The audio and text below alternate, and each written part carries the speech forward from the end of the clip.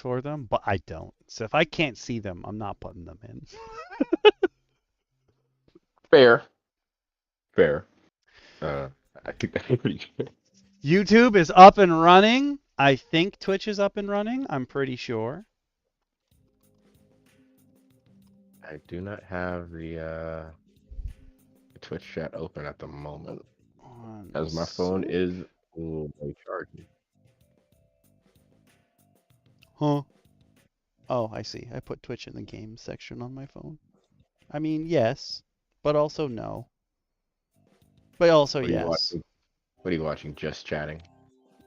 Oh, baby.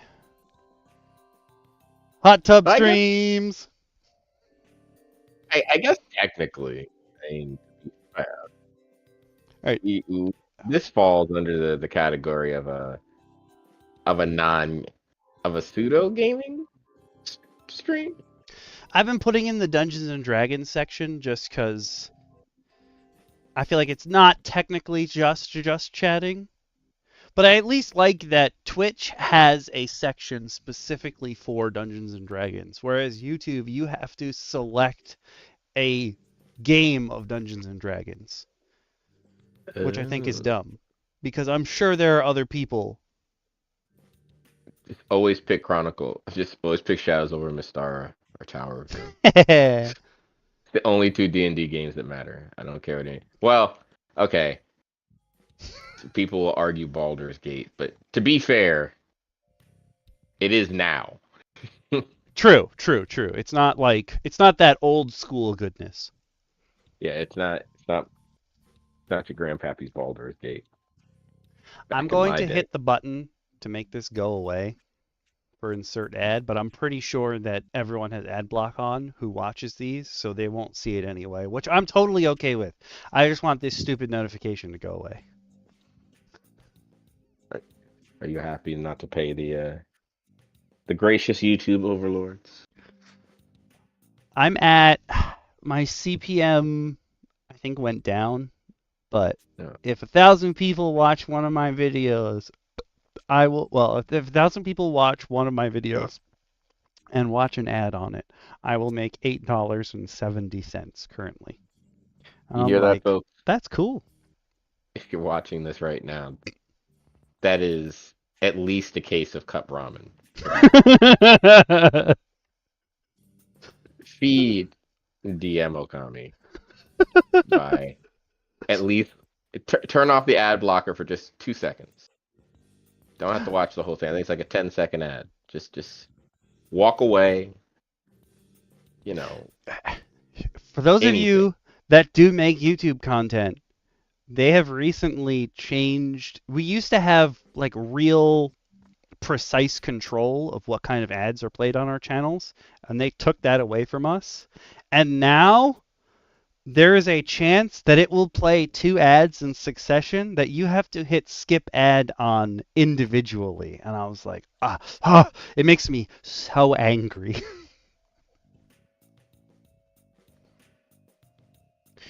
I can feel and respect that anger. I do hate when that happens on some videos. Like that's the reason I convinced Google to give me free YouTube Premium. Oh, smart man. Um, okay.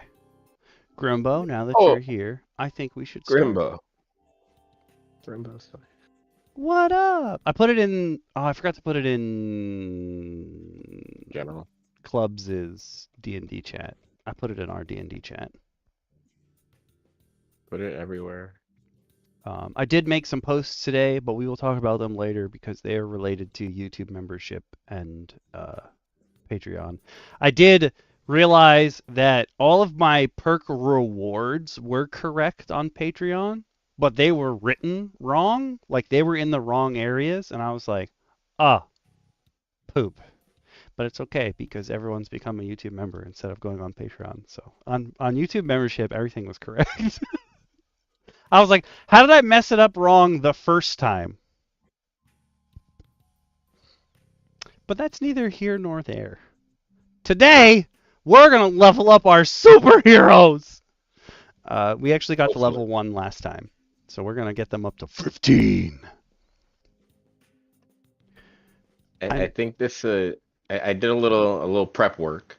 oh Uh, for continuity and time's sake, did a little prep work, and I have some good ideas for how I wanna take this guy to 15, and kind of the way I want to empower what's going to be the stealthiest choke artist known to mankind.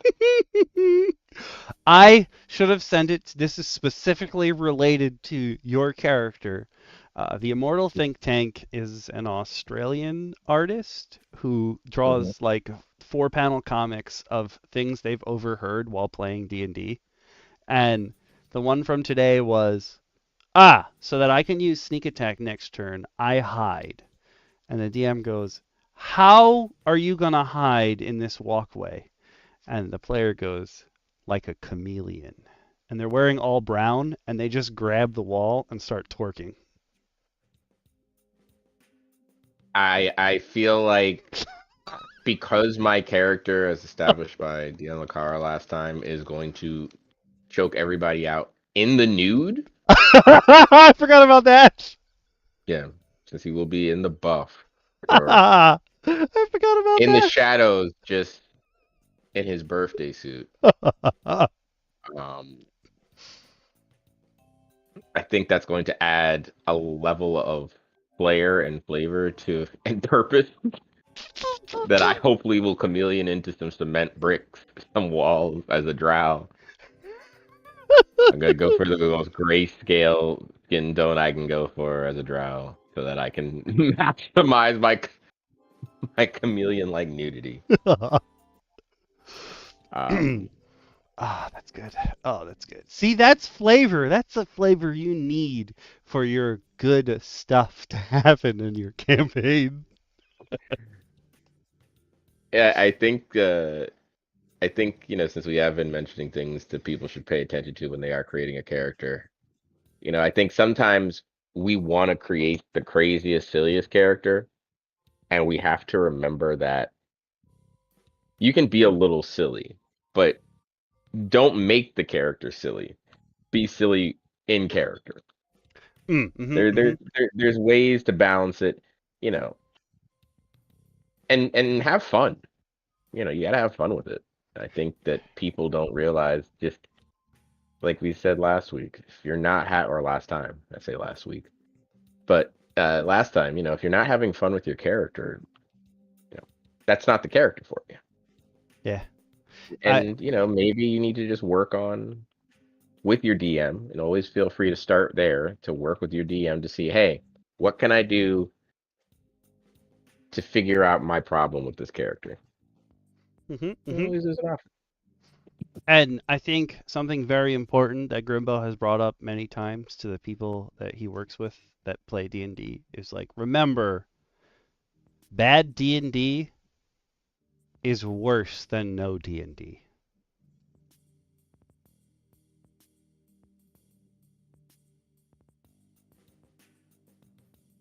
Or whatever your preferred system of tabletop RPG is. You could be doing plenty of Yeah. D6, like Powered by the Apocalypse or other stuff like that. There's a couple that run on D10s as well. Vampire the Masquerade, and I believe the games in that entire uh, Oh, they have a name collection. for their universe. Yeah, I want to say I it's the cannot. Darkness universe, but I think that that's just the Darkness, like with the gangster guy. That gives Oh, no. I don't mean gangster like thug. I mean he's literally a mobster. I know his yes. name is Was Jackie that Alec Baldwin? Estacado, but I cannot think of Wasn't that played by like Alec Baldwin? something like that. Oh, I know what you're talking about. whatever. That's neither here nor there. Here nor there. Today, we're going to be leveling up some empowered. But before we get into that, I want to make a clarification because this is something that I say all the time, and it is not technically correct. But normally see how you get to on your 4th level and your 8th level and your 12th level and also usually your 16th level. There's an ability score improvement. What up, Ace? Uh, I refer to anything related to your ability scores as ASIs, but ability score improvement is what ASI actually stands for. So it's that the thing that you get at your 4th, 8th, 12th, and 16th levels. It's not actually when you choose your stats. It's just I still call choosing your stats at level 1, like when you're laying them out, setting them, I still call that ASI, and that is not correct. It is just something that I do. And I know I confused DM Lucara with it, so I just wanted to make sure when we were talking about it last week that nobody else was confused because I am stupid. I think when you're, when you've been playing the game for a while, you tend to use shorthand sometimes. It's I would say don't feel too bad, but it's always good to have that clarification. Mm-hmm. Oh, yeah, we in gaming. Whoa. That we're in gaming. Whoa. I'm just looking at that Game Boy emote. Bruh. If I was high, that would be amazing. And the other thing for clarification is what we had all talked about when we were originally going through empowered stuff was that if the character has a third ability score, like my character has intelligence and your character DM Shin has dex as the third score, that we would probably swap those out for con. And something I was thinking about is instead of that, to keep like the feel of the character, I was gonna say, or like the original intended feel of this class, that if it's something that you gain from being empowered, you can use either con or your whatever that third ability score is besides strength. But if you get it from a feat or something and it relies on that stat, I think it's okay to leave that there. So like the astounding powers that you get will you can swap between con and whatever the third skill is. But if you get a feat that's like, oh, this is based on your intelligence score for me, for example, I think that one should technically stay as your intelligence. So you could probably get by just using con, but because these are supposed to be like, oh, I'm good at 3 things characters, I was trying to find a way to make it so that you're still going to use that third stat. I think the thing that makes the empowered more complicated as well is, like you said, it requires 3 stats. Normally, a player won't run into that kind of conundrum unless they've done a very odd multi-class. Mm-hmm. So, I think that there's a level of confusion, and I think it would add a level of simplification to have it down to only 2 stats. But you are correct that in the spirit of and I guess like the spirit of how this character is supposed to be extraordinary versus everyone else, maybe it Mm. does have some favorable sense as to why you need to balance these 3 stats. I think we did a fairly good job in our own rights. Yeah, I think letting the player be like, yo, this either you can choose, because then it's kind of like finesse, where finesse you can choose strength or dex. And I feel like that's still the same idea here. Like your character's body has gotten better at doing things. But if you so like if it comes from you, if it's an astounding power, if it's something you get from your subclass that like comes from your body, it makes sense that you can still use con for it. I think even in 1D&D, the sorcerers are going to use con as their spellcasting ability, which I makes think more that's sense good. than charisma.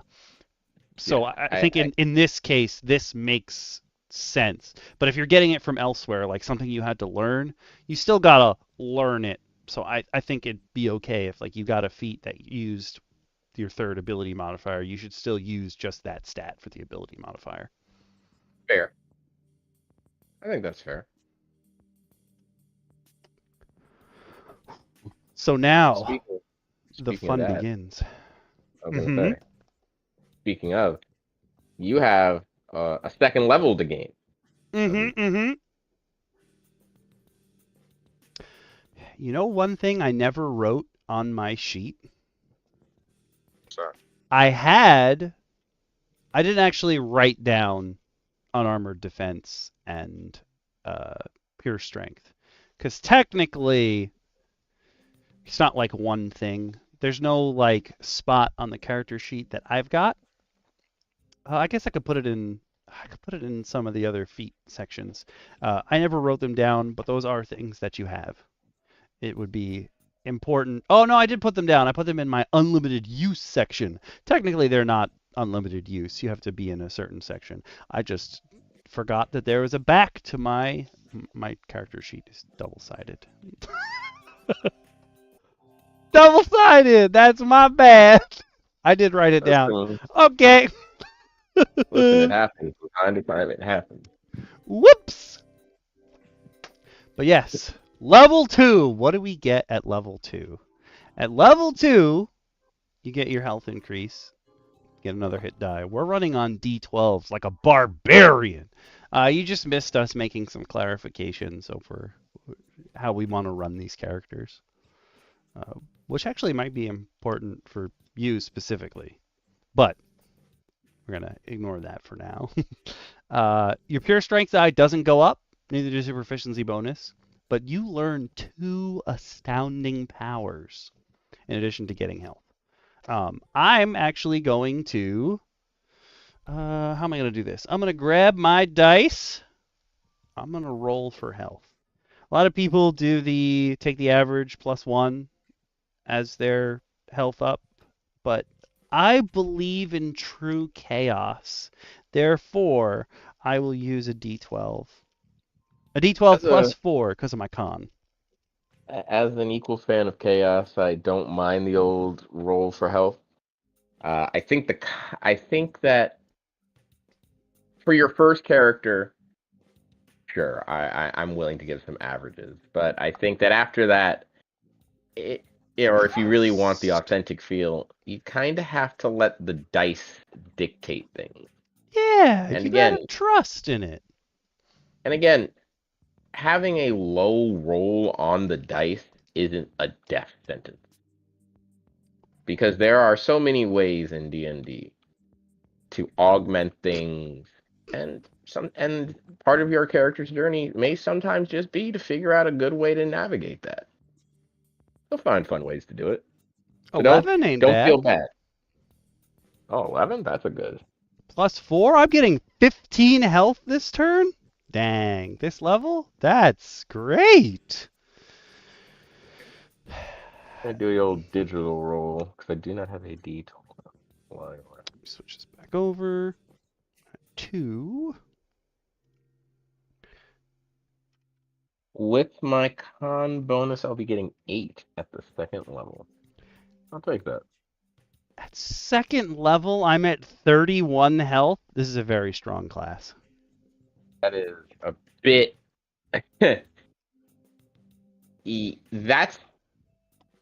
That's a bit frightening. now that I think about that, that is That's a lot.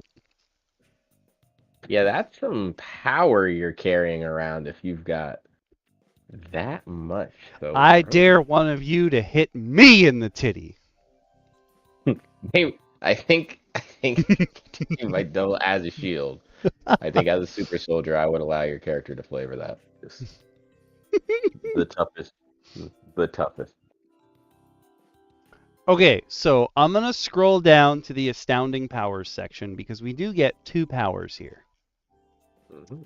Now, one of the things I was thinking of is also related to ASI versus feats.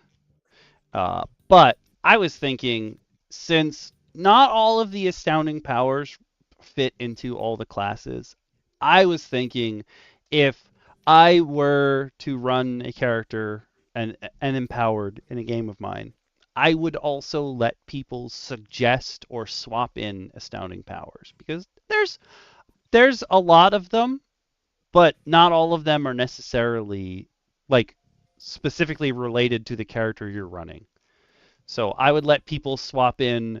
Maybe you get a different cantrip, or maybe you get like a a crappy feat essentially, I think would be a good alternative to some of these. Again, I haven't obviously I've not seen everything on the internet, um, but definitely you're gonna have to talk to your DM if you want to go into it or anything like that. Always ask your DM if it's okay. Always a good place to start. And, like we always say, you guys have to have a good relationship for the game to work. But, just ask. I'm guilty of not asking in enough campaigns sometimes early on, and that would have saved me so many headaches. True, But true. to be fair, it has taught me some interesting adversity tactics and made my gameplay better. So I can't say it was all for the worst. Is heroism? Heroism is a first level spell. Okay. It is. I think I might. I'm looking at using unyielding, which is I can cast heroism on myself. Uh, you're immune to being frightened, and you gain temp hit points equal to your spellcasting ability modifier. And I believe this one uses con. Mm. Yep. So you'd get at the start of each of your turns, so it just keeps refilling for 10 turns. You get temp HP at the start of your turn. And you're immune to being frightened. I think that's a great idea because since Mentalette is using her psychic powers for this stuff, her mental fortitude is so strong. She had to learn not to listen to others when they tell her to do bad things. Because for my character's backstory, uh, she got her powers in an not in an experiment gone wrong, just, all dwarves have to serve their military time, and the people she was with were getting a bit raucous, and they set off a chain of explosions via hitting alcohol with their hammers. I forgot what the hammer is called, but there is a dwarven hammer that specifically, when you get a crit, fire shoots out of it. I cannot think of what it's called, but it is a thing that exists. And they set off a chain of explosions. There were chemicals around. Some people died, other people got maimed. She got a bigger head because she was already thinking about stuff. Boom. Work. I think for myself, I think for the first set of astounding feats, I was looking at both Dare Demon, Ooh. which will give me some tremor sense to add on to my dark sense and some blind sight. Oh, that's good. I'm going to scroll up to Dare Demon so you guys can see it if you don't remember it. I mean, we're going up to 15, so the level of prerequisites, I don't think really matter here. True. Yeah. We'll fix it. We'll fix it in post. Yep. A weird way. But I was also going to take the courage prerequisite. Oh, Now that nice. would require my race to is smaller than medium in size. So that was my original plan, and because of that, I was a little sad.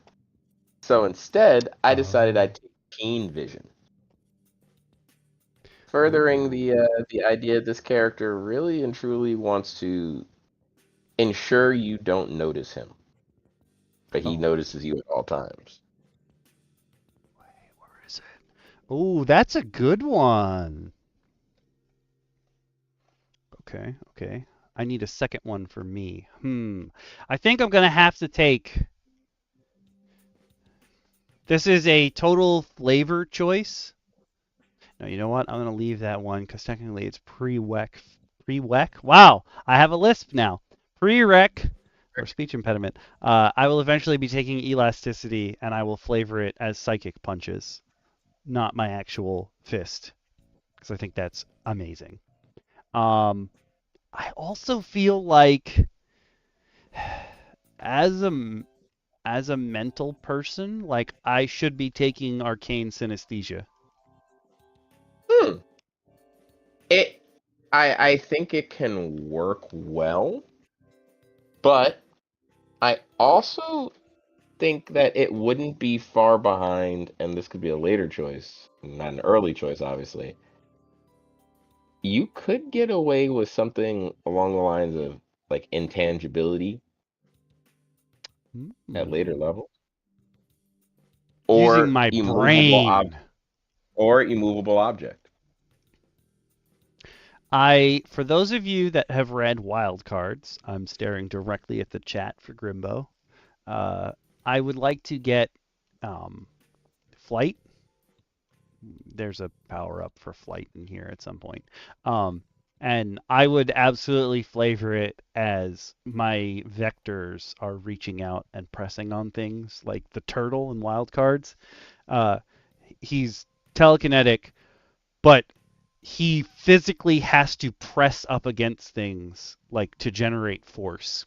So he's called the turtle because he has like a big tank that he floats in, and he extends his mental vectors from the sides. So he's actually walking, but to everyone else, it just looks like he's flying. I feel as though the image of that walking towards me is enough to make me give up whatever I was attempting prior. Like that's just one of those things where I'm just like, maybe this isn't a good idea today. Kind of moment. I'm also thinking I might give myself cling grip as well, but I'm doing it with my mind. Just some other ideas. But I think I am going to take arcane synesthesia so I can just detect magic at will. I think that makes the most sense for her. What level? I think detect magic is it first level? It is a first level spell. Okay. You guys will see my character sheets. There is now a link both in this video and the previous video to a repository of the character sheets for this series if you want to keep up with us. Detect magic. I think the interesting about detect magic in this world as well is that I would almost allow my player to flavor it as detect other empowered. Ooh, that's good too. You can just like you just feel it. You're like, ah, you're one of us. Like you So, may not necessarily know where exactly and who exactly, but there's a strong, obviously in the right situations you would, but I think that would be a fun way to have it help the player sense other empowered. hmm. Kind of scanning an area, maybe looking for a hero team to look out for like somebody dangerous that's trying to hide into a crowd. Things like that could be fun for a flavor. Mm-hmm. Now, we just chose two of our astounding powers. By the time where actually we will only get access to 5 astounding powers total. But at max at level 20 as an empowered, if you happen to hit level 20, you would get access to 6 astounding powers. Which does seem like quite a lot, but I think is a little more balanced than I realized. Because a lot of them are like, oh, you can do this thing once, and then you have to go take a nap. Essentially. Which, again, your standard D&D and standard D&D fare, you have the same exact thing. Your various powers that are utilizable for a period of time, a nice one-time buffer boon that quickly fades away. Mm-hmm, It, mm-hmm. it exists all over the place.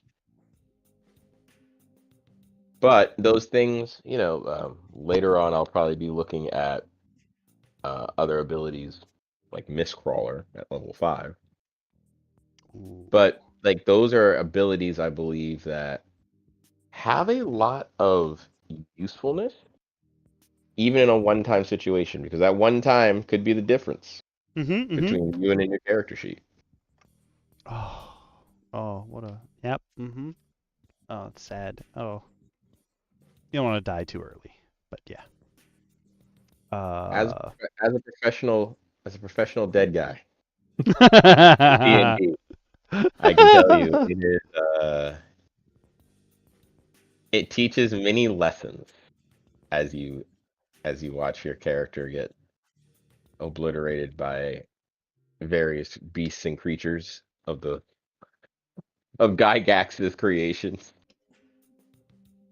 Oh, I have some flavor options for Frost Breath later, but we don't need to worry about that now because now we're going to go up to level 3, which means our powers manifest. We get our first power ability.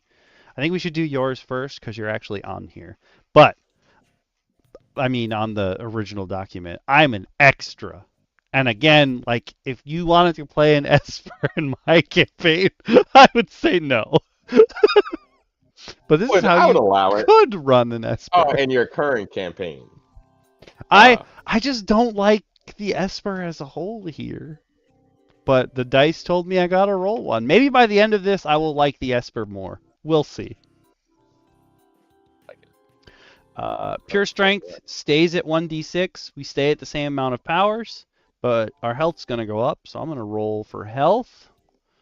Bloop. Hey everybody. For some reason, every time I say hey everybody, I just want to say Packy here, and that is a Knife Eye Dragons reference that I feel like no one else is gonna get. But that is get how he another. started his first video. I get another happy 11 HP. No, 10 HP this time. So we go up to 32. I got 13 HP this time. You are a literal battering ram of a psychic. Boop. And that kind of makes for an interesting point as well. That's something. 44 health at level Oh my, 3. that's too much help. But that is something that you can work into your character as a player too. You've got nothing but the high roll on your wizard's health every time. Mm.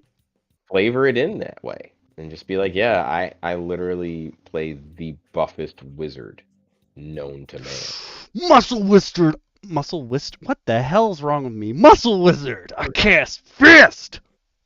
I heard it in your voice, and I worry for you for him. I became dumb. It's like there's a webcomic where someone's like, the wizard's talking to the fighter, and he's like, wait, can the barbarian actually cast spells? And the fighter's like, no, but he's too dumb to realize it. He just screams, I cast frying pan every time, and then he hits people with a frying pan. Port this. Shouldn't, but I do. Let's see what you get at level 3 as a vigilante. I gain the ability Chokehold, which when we originally went over, the vigilante we noted was a grappling bonus style maneuver, allowing me to do a little bludgeoning damage to them when I get them in a good grapple. Obviously flavored to being choked out at every moment because this guy is just a serial choke artist. Okay, I'm not saying you have to do this, but if I had an empowered vigilante, and because they're so strong in my game, I'd be like, you can chokehold 2 people at once with your legs and once with your arms. You just have to be you just have to be like between the 2 of them. I I like that idea. I think the problem with it is how quickly that will become madness. Um, like I said, I like it. I just know that in a campaign of my own creation, that will quickly turn into hell for me because I I'll don't have know people be like, what you're talking about. yes, yes, you do. You know, I absolutely do. Don't you start with me. You get Prowler and Chokehold, which basically Yeah. Prowler is what you said before, like everything becomes bonus action. And you get a whole bunch of bonuses when you're hidden, which is cool. I think that it's going to be interesting, and I think this is going to help me really play to the character's strengths, regardless of the situation. that he's in, whether it be in combat or something else, because I have to figure out how I'm going to choke all these people with only 2 hands and no prehensile tail. Aw, no prehensile tail. No prehensile tail. Oh, I forgot to change the music.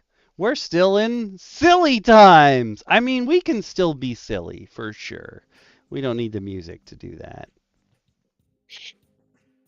I was gonna say that's a default setting, I think. Yeah. Oh. Oh.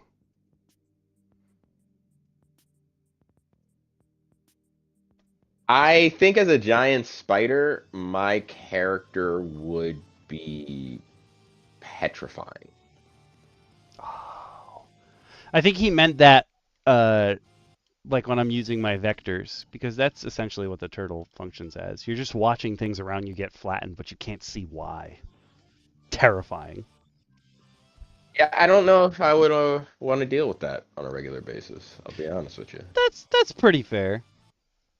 I'd be like, you know what? I think you got it. You win. Point you. This one might be a little strong. Oh, you know what? Instead of this, let's stick with untested methods. Yeah, I think that's fine. The last track was also untested methods. The one in between was Family Jewels, but I'm not writing that one down. That was a little too much to talk over. But it was a remix from Super Meat Boy, so that tracks. Good game. Very good game. Good game. Now me, when I get to level 3, I get mental prowess. And psychokinesis. But I'm going to write down mental prowess first.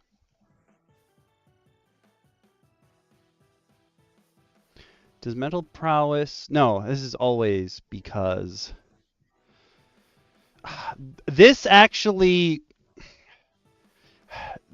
Part of the second portion of mental prowess is that you can use intelligence instead of strength when you're hitting people. I feel like they could have just made that con and it would have served the same purpose. Because they're making it seem like you're using your mind, yes. But it's another reason to use that third ability score, which, as you said, normally you'd only be getting that third ability score if you were going to multi-class. But I think this is a good opportunity to utilize it or to utilize the original plan of stat swapping, obviously, Mm. For the purpose of, because you are going to run into a number of abilities that don't make sense the way they are at the moment. Yeah.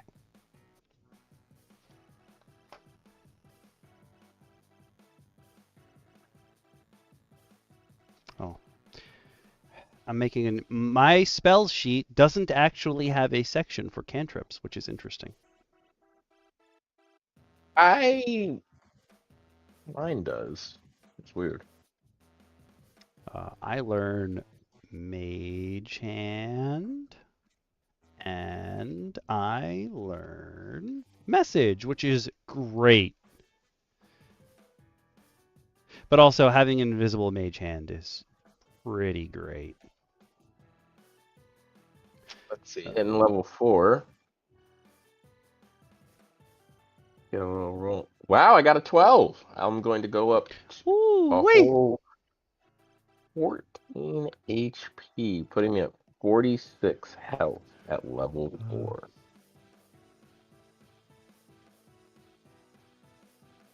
That's scary. Mental prowess. Any unarmed strike can use int or strength. And then my second ability is psychokinesis. Cool one. that from Darkstalkers, which is Mm. or Gil's pyrokinesis. Pyrokinesis. Yeah. Out of distance. It doesn't tell you what. Oh, it's in your kinetic range. I was gonna say it doesn't tell you what the distance is.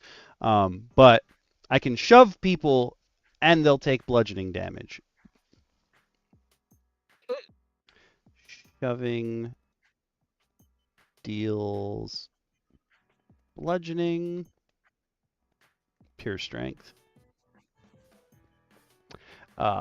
And I can use my mind. So in this case, this is one of those situations where I would let people use con instead of intelligence, because it is from the class.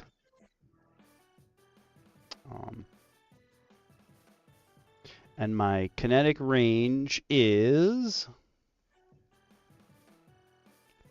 5 plus 5 times my intelligence modifier, but since we're using, you can swap con for, not 5 times, 5 feet plus, sorry. 5 plus a number of feet, 5 times your intelligence modifier, because we're saying you can use con for this. 25 feet away is my kinetic range. Pretty solid range. I like that. I like that. Definitely nothing to turn your nose at. I'm going to leave a note on mine if your DM allows con versus int swap. Otherwise, mine is much smaller. It would only be 15. And again, any DMs watching this, don't feel that you have to do it. You know, Yeah. it may make for your player. It may make for an interesting challenge for your players to really figure out the best way to, you know, balance things out and make the perfect character in the long run. You know, all these are just things that we would do as DMs for ourselves and our players. And that's like part of the beauty of D&D or tabletop RPGs. There are rules, yes, but if you don't like a rule, no one's going to be there to be like, hey, you can't change that. Jeremy Crawford's not coming to your house. WotC does send the Pinkertons to people's houses, but that's when they steal money from them. So Or magic information. Hmm. Don't steal their magics. But we are at, what was that? You already went to 4th level? You're ahead of I'm the at game. 4th level. Oh, I am. But I do notice that we only get ability score increases. Yep. Now, That's the ASI stuff I was talking about before. An actual ASI stuff instead of me being dumb. I'm rolling my die. now one thing to note is that it does not normally when you gain level 4 and the ASI levels, you can also choose a feat for most normal I have a characters. note for that.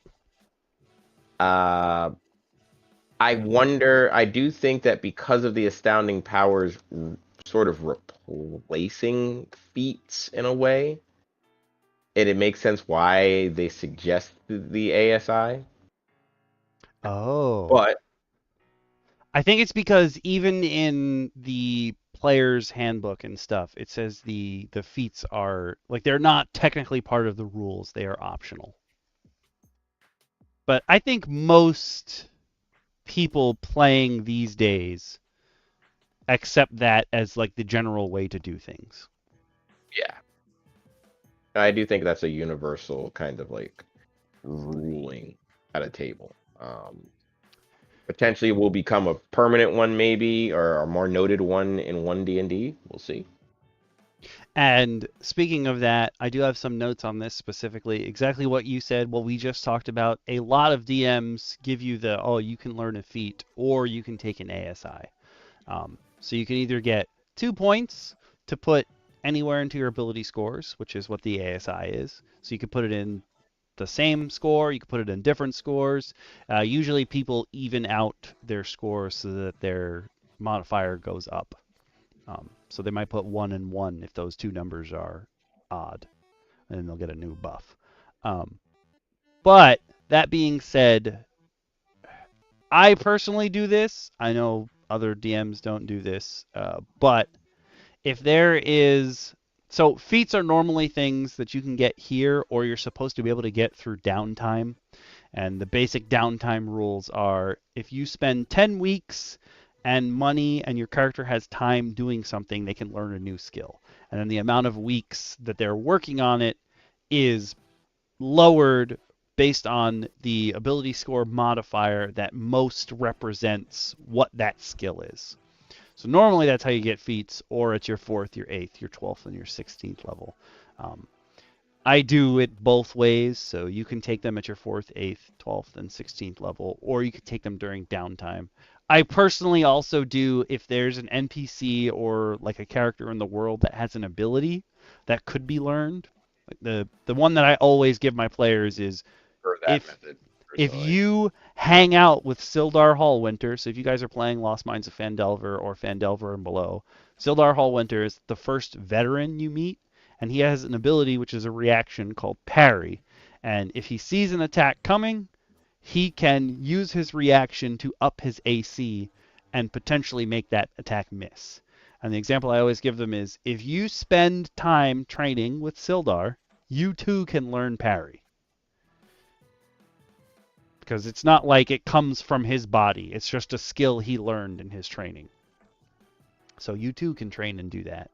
And so with these characters, because there's astounding powers, I was thinking that's opening up even more like, oh, I've seen somebody in the world do this ability. I want to learn that as my astounding power, or you learn it as a feat. Yes, I can see that.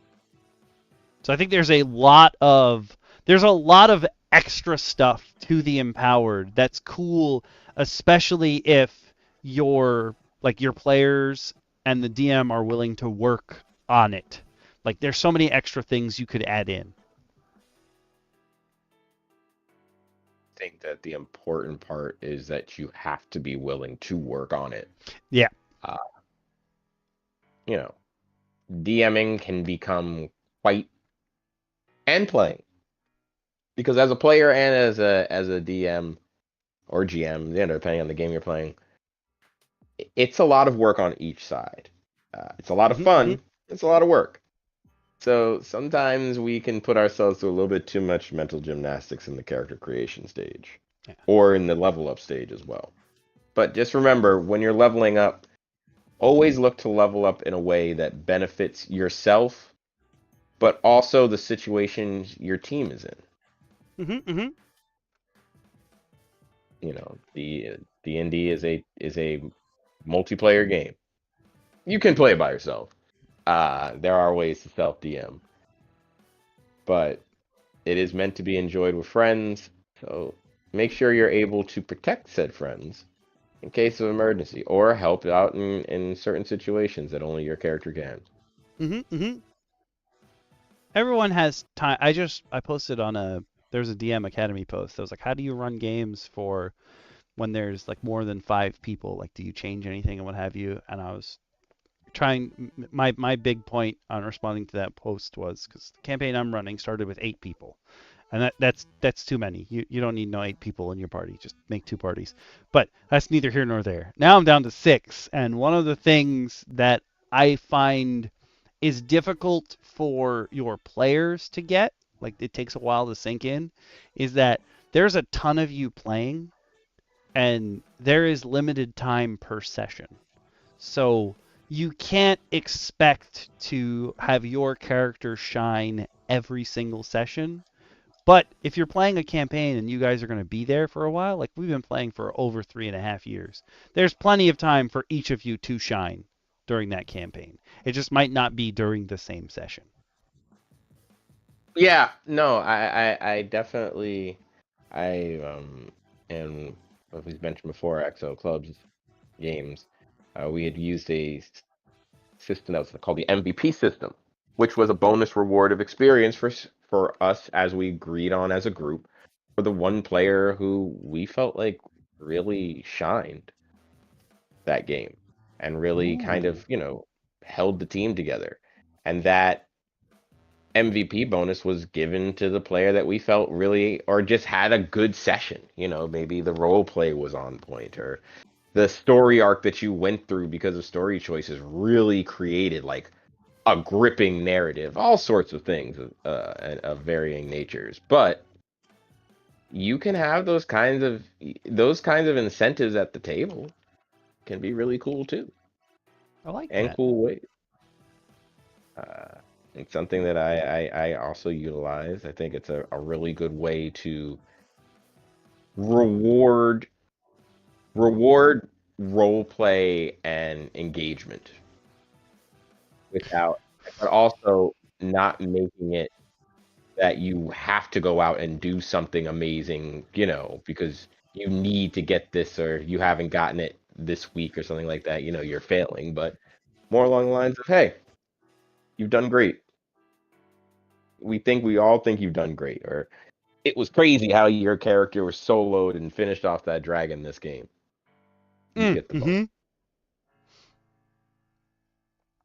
Yeah, I like that. I hadn't thought of that. I usually, if someone's doing really well, I hadn't thought of a bonus to XP. But I also feel like this is I guess not necessarily well, maybe it's a pet peeve of mine in my current campaign that I don't, as a DM, my prerogative is to give my players some reward for what they've done. But my players often think that if they did not receive XP, they've gained nothing. Like they think the only reward can be XP. But that is not necessarily true in real life, and that's not necessarily true in the game either. Think that there is a part of D&D that,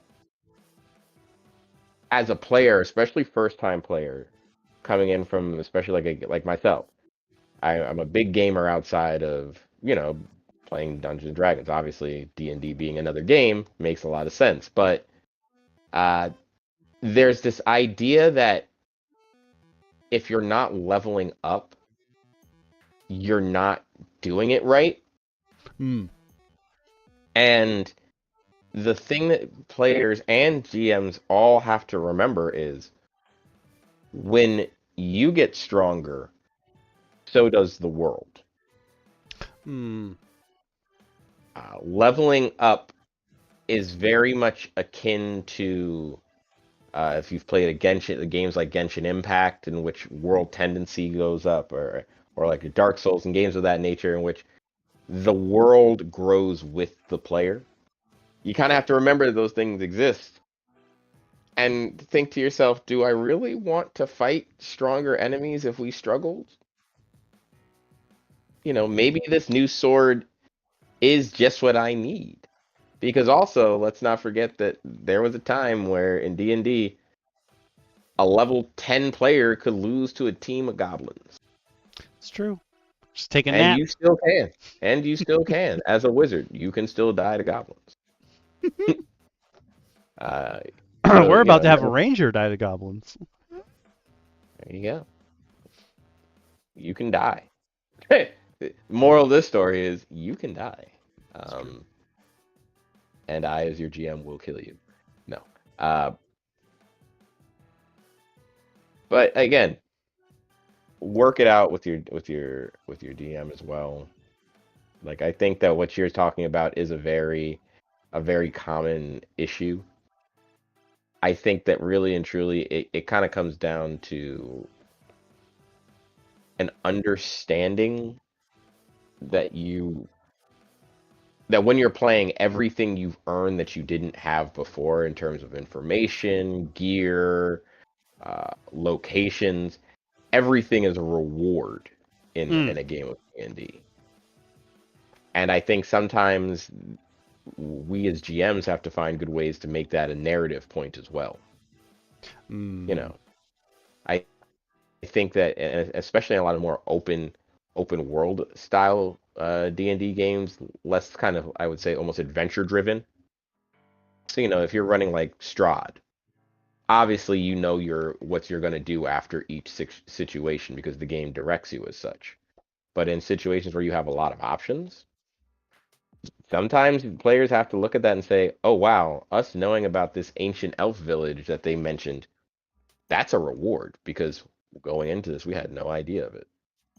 You Mm. can find cool new things in places that maybe you weren't expected to find, or find things in places that you weren't expecting from getting a couple of extra hints.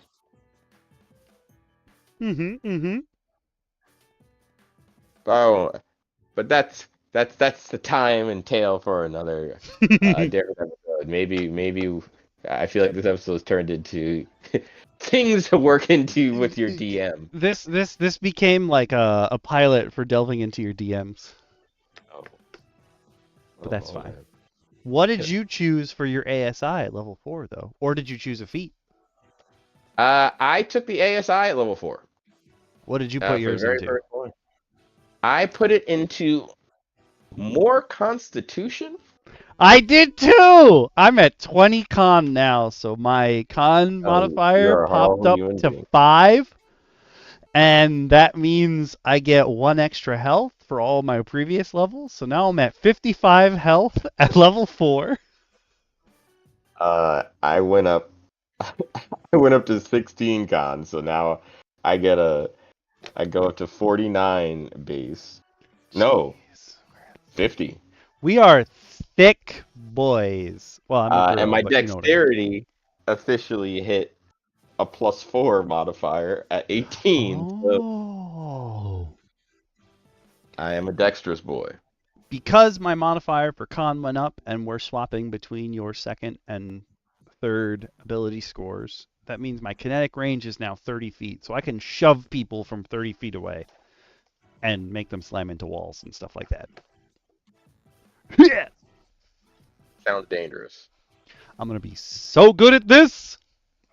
Uh, but next level's pretty cool because we both get to take a new power, astounding power, and our proficiency bonus goes up. I actually already wrote on my sheet +5 because I knew that's where we were going to end. But your proficiency now goes up to +3 at level 5. The only feature we're getting is extra attack, which is totally fine. That just means you get to punch people twice. Wham wham. Give it the For my sweet, character, sweet wham wham. for my character, Speak Rimbo said XP or it's wasted effort. No. That is definitely how a lot of people. And also, my other pet peeve is specifically when they're like, I need XP for doing stuff that my character would already be doing. Like, I talk to my family, give me XP. Not not like I worked any problems out. I said hello to characters in my backstory. You're not getting XP for that. It's not happening. Hey, I would have to agree with you on that one. I would not give XP for nothing. Um, However, I'm also not a huge fan of experience point leveling systems for D&D. I much prefer Mm. milestone because I feel that milestone in a weird way promotes a like the leveling is another reward in Mm. milestone. So I don't think we went over this in earlier, but or I think we maybe briefly touched upon it last time. When you are leveling your character and as a DM when you're creating your world, you do have the options between both standard leveling and experience points that you see in all your standard RPGs and something called milestone.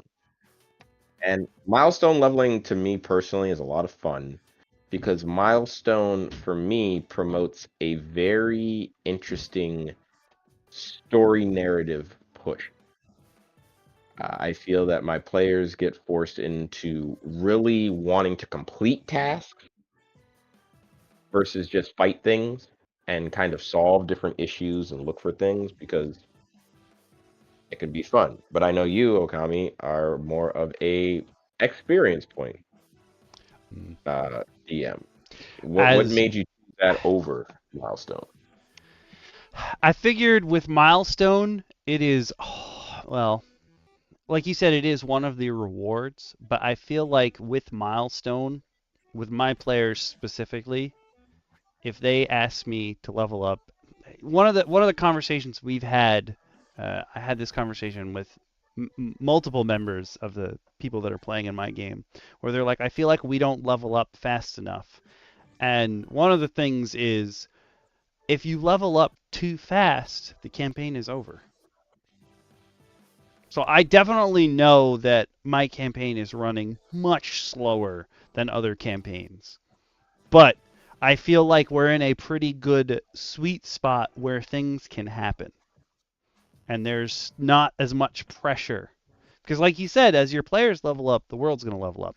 And I'm not a proponent for only making your players play against things of the exact CR of them.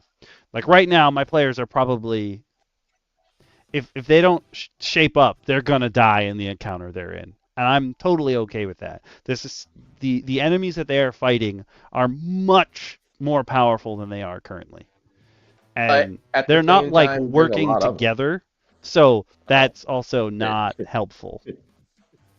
that's a separate issue. I was Yeah. gonna say, the fact that they're facing things that some people would consider uh, too strong, And again, I'm not talking about throwing a Tarrasque at a level 1 party, Yeah, within reason. but yeah, within reason. But at the same time, a Tarrasque at a level 1 party is within reason because a solution doesn't have to be completing the combat.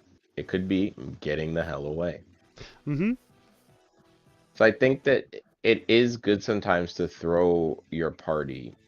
The party, especially in I've come to learn having played through various editions.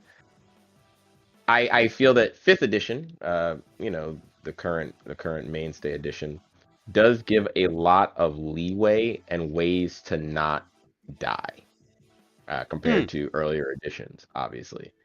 Um, you know, but I think that's also why you as a player really have to balance your party. And to hear that your party's not working well with each other, well, that to me says that they maybe they do need to face this accordingly because this could be the riling moment for them to team up and work together. Mm. In adversity, maybe they will find, some growth in power. I hope for their sake at least. Otherwise, they'll find new character sheets.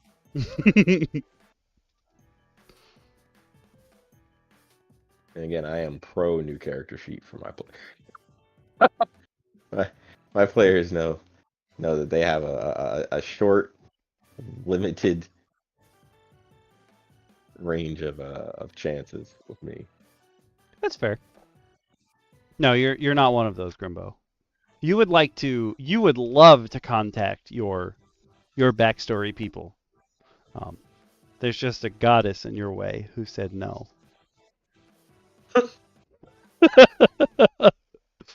That sounds like a fight that needs to be had with said goddess. I'm not saying you should go find said goddess and go fight them, but I'm not saying you should, leave things as they are either. uh, what power are you looking for? I chose elasticity, but I am 100% uh, flavoring this as my character got so good at hitting people with her mind that when she strikes people, it's with pure force from her brain. She's not punching you. She's making the fist in her head and imagining it hitting you. So now I can punch people with extra attacks. I can punch you twice if you're within 10 feet of me.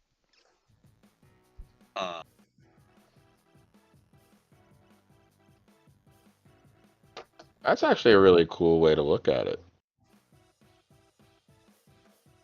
Uh, for level 5, though, I actually took violence. Oh. When I originally read it, I loved it. Oh. And in my mind, I was just kind of like, yeah, we're taking violence. Hmm.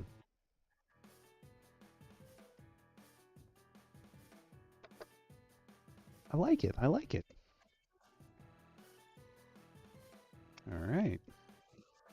Now we're moving on to the next level, which is 6. We keep the number of astounding powers. We keep our proficiency. Our pure strength die doesn't go up yet, but we gain inner strength, which means our strikes are now magical, as they well should be. I'm punching you with my brain. Uh, but I do get it to do another roll. I do need to. I owe myself 2 rolls of hit die here, so Oh, I need to give myself plus 11 and plus it's whatever I roll plus 5, 9. baby. Oh my god. Plus 11 plus 9. 20 more HP for my last 2 levels that I did not. Dang. For this, I go up to officially 70 HP. Uh, so those of you watching the camera, my die just flew out behind my computer. But this reminds me, the way I do it, not all DMs are this nice, not all games are this nice. But if you are rolling dice for HP in my games, if you get a 1, you can re-roll that die. But you have to take whatever you get. So if you get another 1, you're stuck with 1. But getting 1 HP after a level up is possibly one of the most devastating things that can happen to you.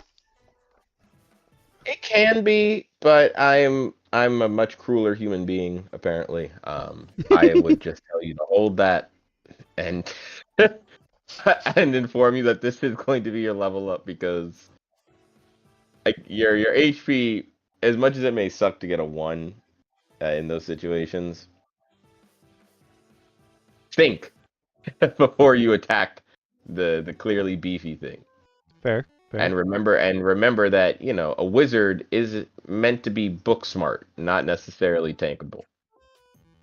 Oh, I have I also skipped the health die last turn, last go. Yeah, Dang it. I realized it. I realized it looking at my sheet. I was like, wait. And again, it was because of our ability score modifier.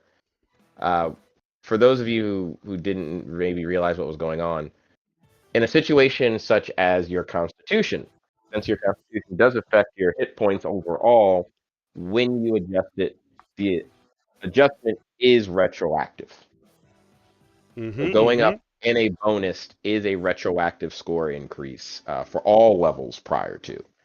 So, I have seen people occasionally take the constitution increases at later levels as to power buff themselves with various feats early on to get to those later points, especially around like the 8th level, and then retroactively gain 8 levels of passive constitution, which with a +2 or 3, you're looking at 16 to 24 health. That's a sizable boost. That in Mm-hmm, most mm-hmm. cases, that's 3 to 4 levels worth of health at one shot. It's pretty nice. Uh, at level 6, I have 80 HP. I don't think anyone in my game has 80 HP, and they are all level 7. I'm going to go look. I don't think they should be. Quite personally, Well, I won't check it, Nails because Nails is lower level than everyone else. But I'm pretty uh, sure nobody has 80 HP. again, I stand on the statement of nor should they. Mm. Even our I stand. barbarian, who also uses a D12, only has 67. Yeah, that's quite a chunk. This is our ranger, who is currently knocked out. You can check the. There's a short. I will put a link. If I can make a card to a short, I will do that. But our ranger is currently knocked out, glued to a tree, and on fire. And that's how we ended last session. They're not dead. It's true. They're not dead They're not. yet. They're not in the best situation. They may wish to adjust certain things about the situation to increase survival. or perhaps maybe the party really wants to, unless the party wants them to die, then, by all means, you know, leave them burning and tied up. I, as a player, once did get a little annoyed with another player at the table for their decision making and leave Ooh. them to, uh, let's just say, as the cleric in that game, I left people down a little bit extra. um, maybe it took me an extra turn to cast that, you know, spare the So this is spare specifically undying. related to clerics and healing in D&D, but there was, I think it was also a DM Academy post, and this guy was like, no one in the party that I'm going to DM decided to be a designated healer. How will they live if I don't force one of them to take a healing spell? And this one guy replied, and he was like, I think you have a fundamental misunderstanding of healing in Dungeons and Dragons and other TTRPGs. And I was like, oh, this is going to be good. And this guy was like, essentially, you don't want to heal people a lot. Like, you don't want to be there to heal them. You just want something that doesn't waste your full action, but that gives them one health to wake them up. You just want to be there to wake them up in combat. And I was like, Yeah, I don't necessarily always stand by that, but it's good to have some way to wake someone up for sure. I don't know if that's how you should be building your healing character, but it's something apparently other people think is the right way to go as well. I'm more along the lines of the second person's ideology of you want a way to get someone back to 1 HP. Uh, Hmm. Health potions, cantrips, magical items, you know, if you're in a party and you find a staff of healing, very it's an uncommon magical item, I believe, a staff of cure wounds. It's a very simple item, but that additional 1d6 health that you're healing, hand it to your paladin, hand it to somebody non-magical in your party. Hmm. Now they too have a way to help the party. I think I said it before. Always plan to be able to get at least one person up during combat, because your designated healer goes down and no one else has healing options. I think that's a I think that's a good game in some situations. I definitely think that's also part of the problem. People assume like I have this designated healer, therefore I will be fine. Not never like no one else in the party has to take any kind of healing. We'll just always rely on them. Like what makes you think if you guys are relying on that player, what makes you think the DM isn't going to be like, I'm just going to drop them first? And also, if you think about it, logically speaking, what's to say that the enemy won't notice that Yeah. this person is keeping everyone alive and go, that one's the one that's got to go? Mm-hmm. I think in all video games that people have played, they always go for the healing unit first, as not to extend combat for 75,000 years. Yep. You don't want to see that health meter refill, man. Nobody wants that. Played Third Strike. For those of you who don't get the reference, Resurrection. yeah. For those of you who don't understand the reference, I am referring to Street Fighter Third Strike. It's a final boss character. Gil, who decided that after you've beat his ass the first time, he will simultaneously wake up with full health. Or correction, what I learned later on in life was full health unless you hit him in the face as he's doing his resurrection to pause how much health he's resurrecting. The Oh. only problem is that he pushes you back simultaneously. So it's Hmm. a lot. It's a lot of trauma. There's also Well, Phoenix's I can't control it. Same idea. we don't say those words around me. I've played way too many years of Marvel vs. Capcom to hear those words and not get triggered. So then let's move on to 7th level. We're gonna roll our dice. This is gonna be the buffest mentalist ever. I'm That's a currently good. at 80 health, so let's see what I got this time. I That will be is joining you. 3. Ugh. I So I'm at 8. 80. I'm in the 88. 83 club now. Jesus. 88 health at 7. That's crazy. But at 7th level, I will also be gaining a manifestation feature. Let's look at yours first, and then we'll take a peek at mine. At level 7, you gain no escape. That sounds hot.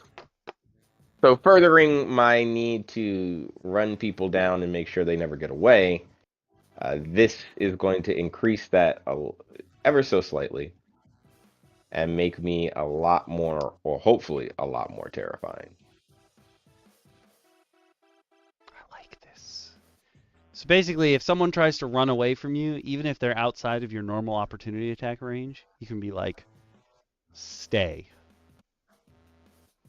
And you can flavor this so many ways, which is so cool. Yeah.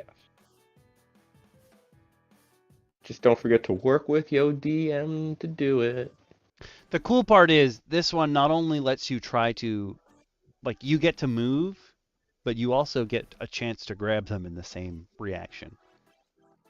But I will also say that I would let you flavor this as like, oh, you have like a piano wire or a lasso or something that you're holding people with.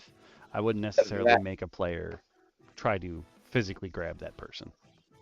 I would be utilizing a similar flavor, I think, for myself of having kind of a self-developed. It's actually one of the items I was going to take, being the from the empowered, the pseudo Spider-Man gloves. There's no surprise there that I'm I taking love it. but I did want to work that in to my wrong. no escape. I had the wrong camera on. Sorry, y'all. Now you can read no escape instead of looking at my face. My bad.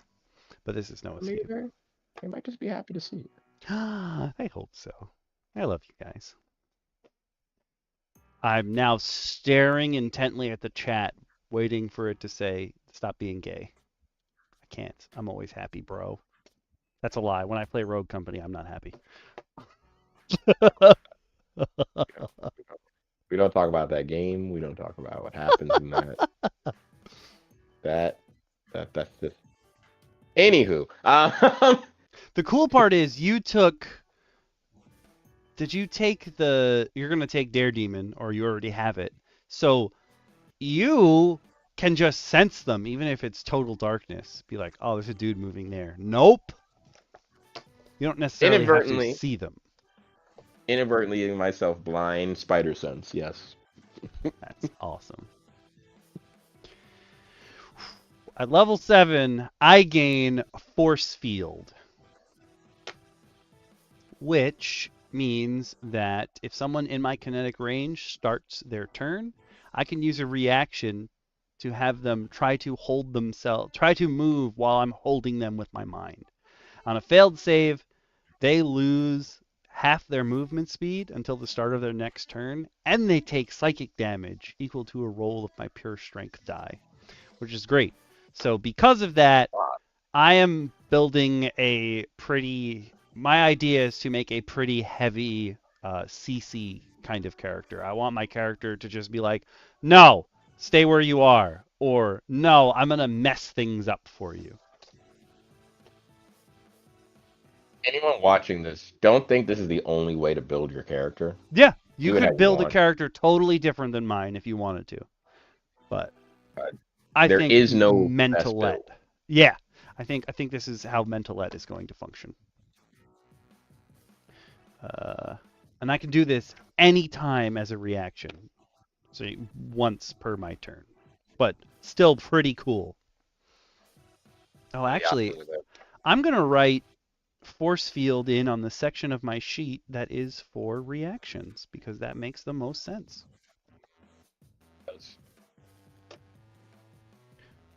Force field, strength save, and against my power save DC, which I never wrote down because I'm stupid. My power save DC is. What is my power save DC?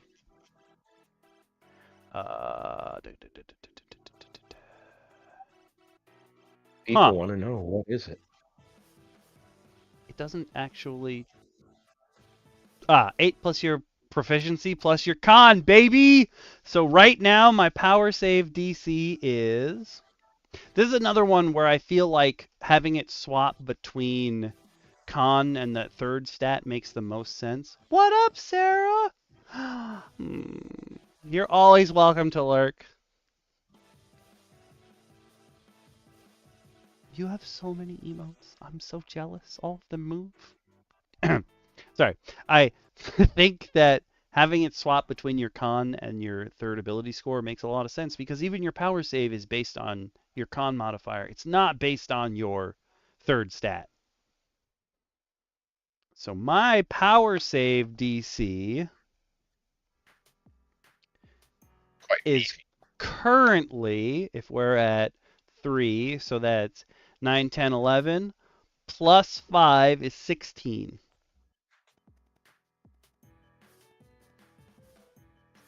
But that will Right go now. up. That's not bad. 16 ain't bad. 16 is a lot, especially for this level.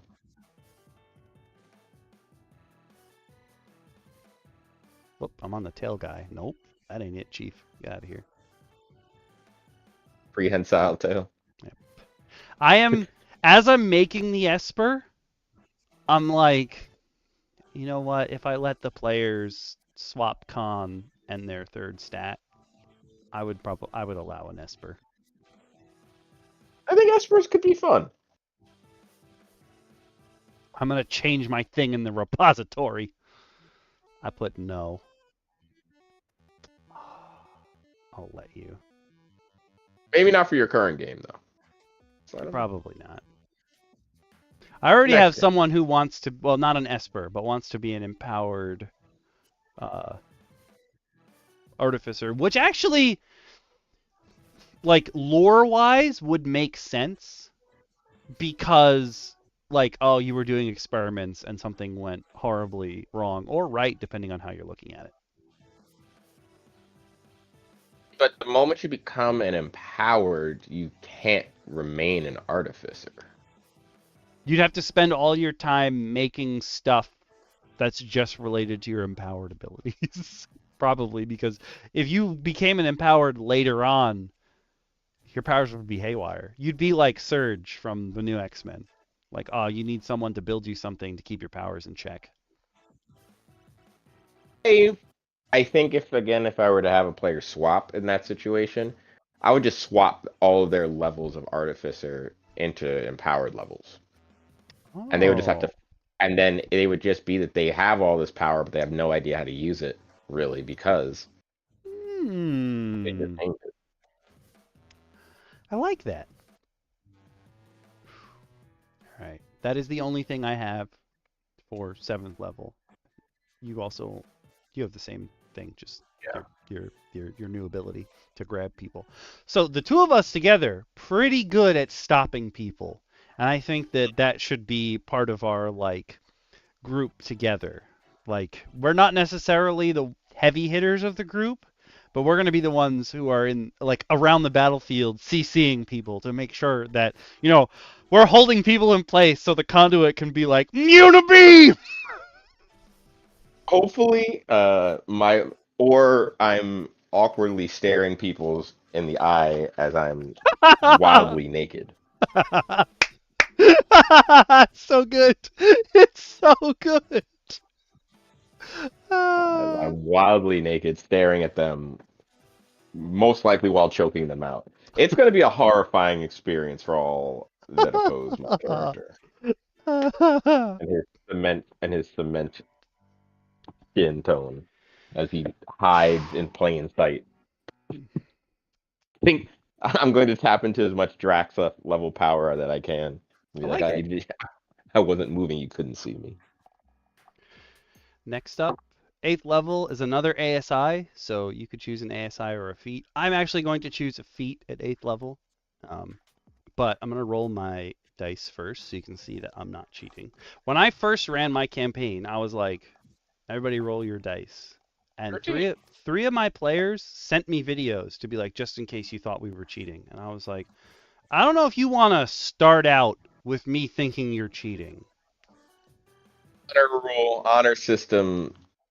You're not helping yourself cheating the dice rolls. You're not. Don't fudge your rolls, folks. Don't try and like I'm unfortunately guilty of never trusting my players. Mm, So all of my rolls get done in front of me. Uh, that's or fair. in a space, or I have them do it like, I'm primarily a roll 20 user as a DM. I'm just like, hey, just roll it here. Uh, Not all my players, but I've had a number of players that I think thought having 4 nat 20s occur in a row wasn't going to seem a little odd. When they're just like nat Mm, 20, nat 20. Guess what it is? A nat 20. Like very like cockish, like cockishly, like mm, cocky. They're very cocky about it. I don't know what the word is. that ain't good. Yeah. I'm not against as a DM fudging a roll every now and then. Um, Mm. I don't in every situation. I don't think you should be fudging all the time because then what's the point of having dice?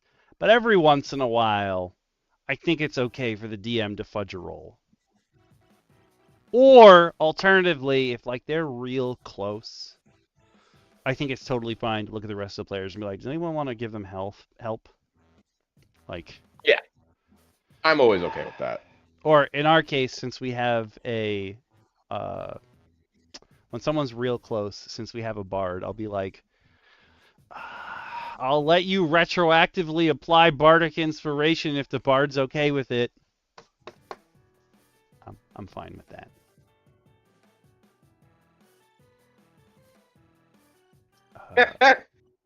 Uh, I will occasionally. I can't say I wouldn't, but Sometimes that's just the way it happens. Are you taking an ASI or a feat?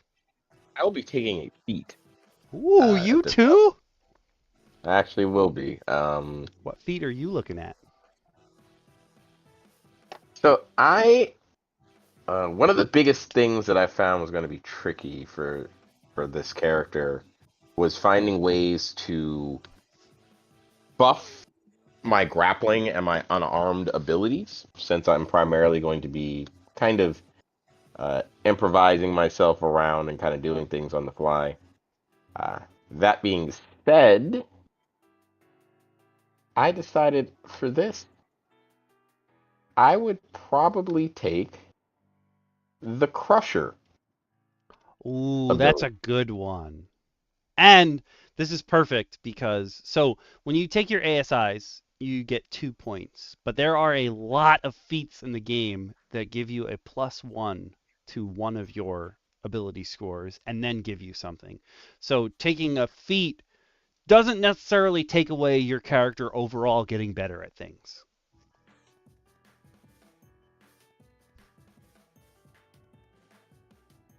But like I said, I will be taking the Crusher feat, and for all of you who don't know what Crusher is, I gain an increase in either Strength or Constitution. In this case, I will be taking Strength to push myself to a +2 Strength, a +2 in Strength, putting me at 14 Strength. Uh, and once per turn, when I hit a creature with an attack that deals bludgeoning damage, primarily my bare hands or a quarterstaff, if I decide to use one, Mm-hmm. I can move it 5 feet to an unoccupied space, provided that the target is no more than one size larger. And if I critical hit the creature, attacks I make against this creature are going to be at advantage. So I'm going to get to roll 2 dice and take the highest one and keep the highest one in those situations. Uh, there are a few other feats that I plan to take, Mm. or at least one other feat that I'd like to potentially take down the line, but I felt it was very important for this character to be able to at least utilize Grappler. I like that. I like that. For me, I'm actually, let me double check something. I'm going to be using what is in my homebrew repository as a feat, but it's actually not technically homebrew. It is true unearthed arcana. Uh, it is one of the giant options that actually might be in the Bigby book. So give me 1 second to find that. I will look up the name and see if it is in there. Uh, oh, that's not the one. Oh, I could just open up our chat because it is definitely in there.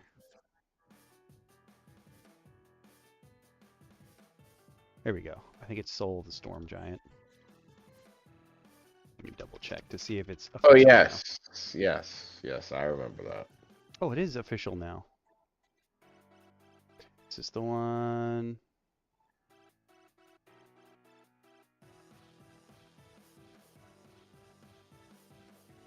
Yes. Oh, and wait a minute. Did it originally have that? Oh, it's even better than the original one, or than the one that they had in Unearthed Arcana. Now it gives you a bonus. It gives you a +1 to something, which it didn't have before. Okay, so this technically you would need a specific strike for. You would need something as a prerequisite.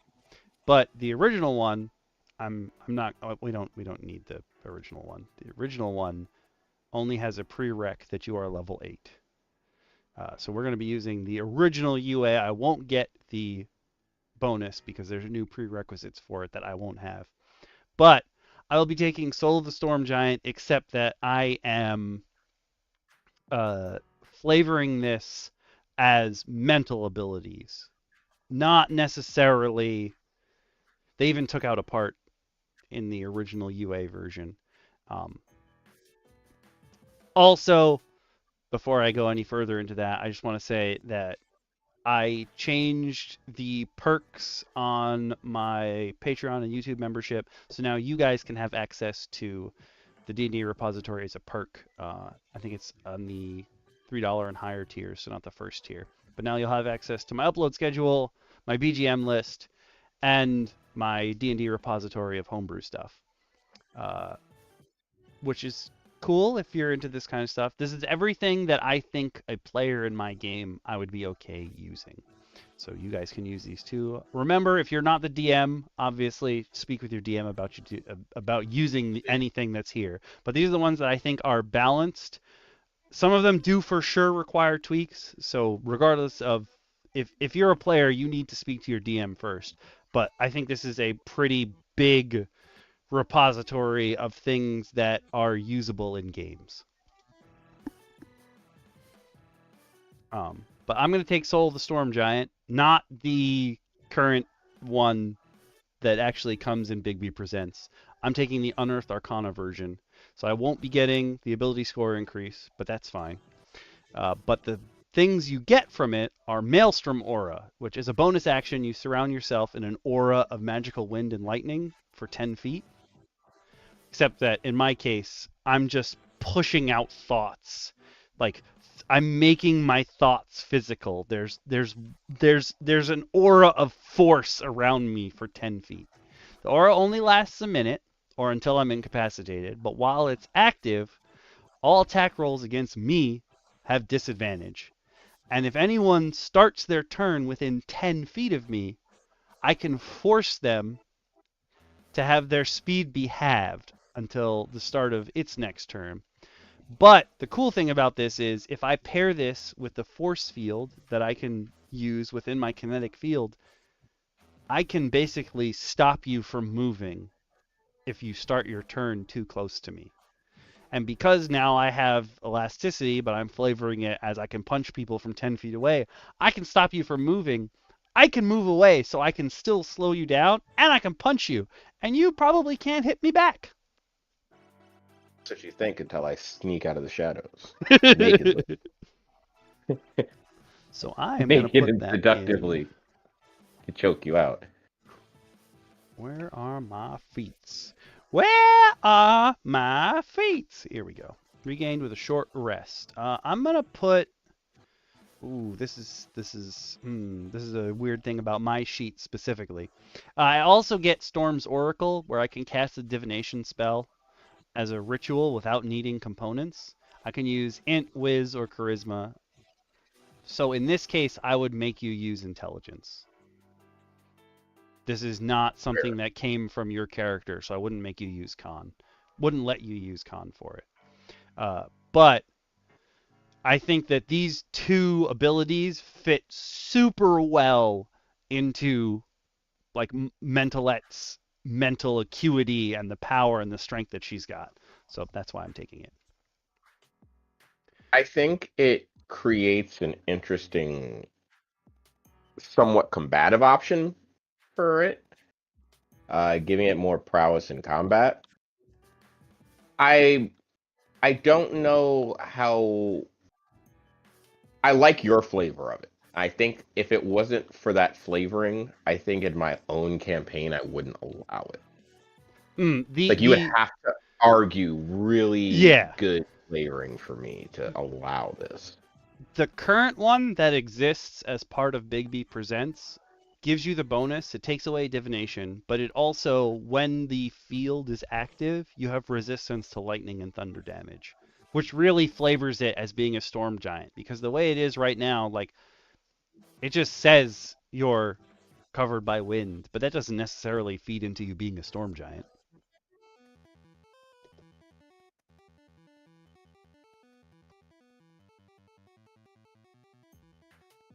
Good points. It doesn't say. The cool part of this is that the current one, the official one, is reworded so that they have to make a save. The original one doesn't have that wording. It's just when a creature starts its turn within 10 feet of you, you tell them you have half speed. And it's not, there's no save. It doesn't use a reaction. You just say, no. Which is pretty strong, all things considered. But you don't get that extra ASI or the resistance. Bonus action. I'm going to write this here. Maelstrom Aura. It's also not one of the abilities that specifically says, like, you can turn the aura off and then subtract seconds from it or subtract turns from it and then do it again. This one is like, I need it for this minute. I'm going to use it for this minute. It being balanced enough to be a once an arrest kind of maneuver is a very good thing. I think it should be an in case of emergency style thing. Like, we have to make sure that these guys don't get out of here. Right. But at the same time, I also feel as though all of the empowered as a base class have a lot of great get out of jail free cards. Specifically thinking of that ability that they gain later on that allows them to pretty much as a one-time deal power up.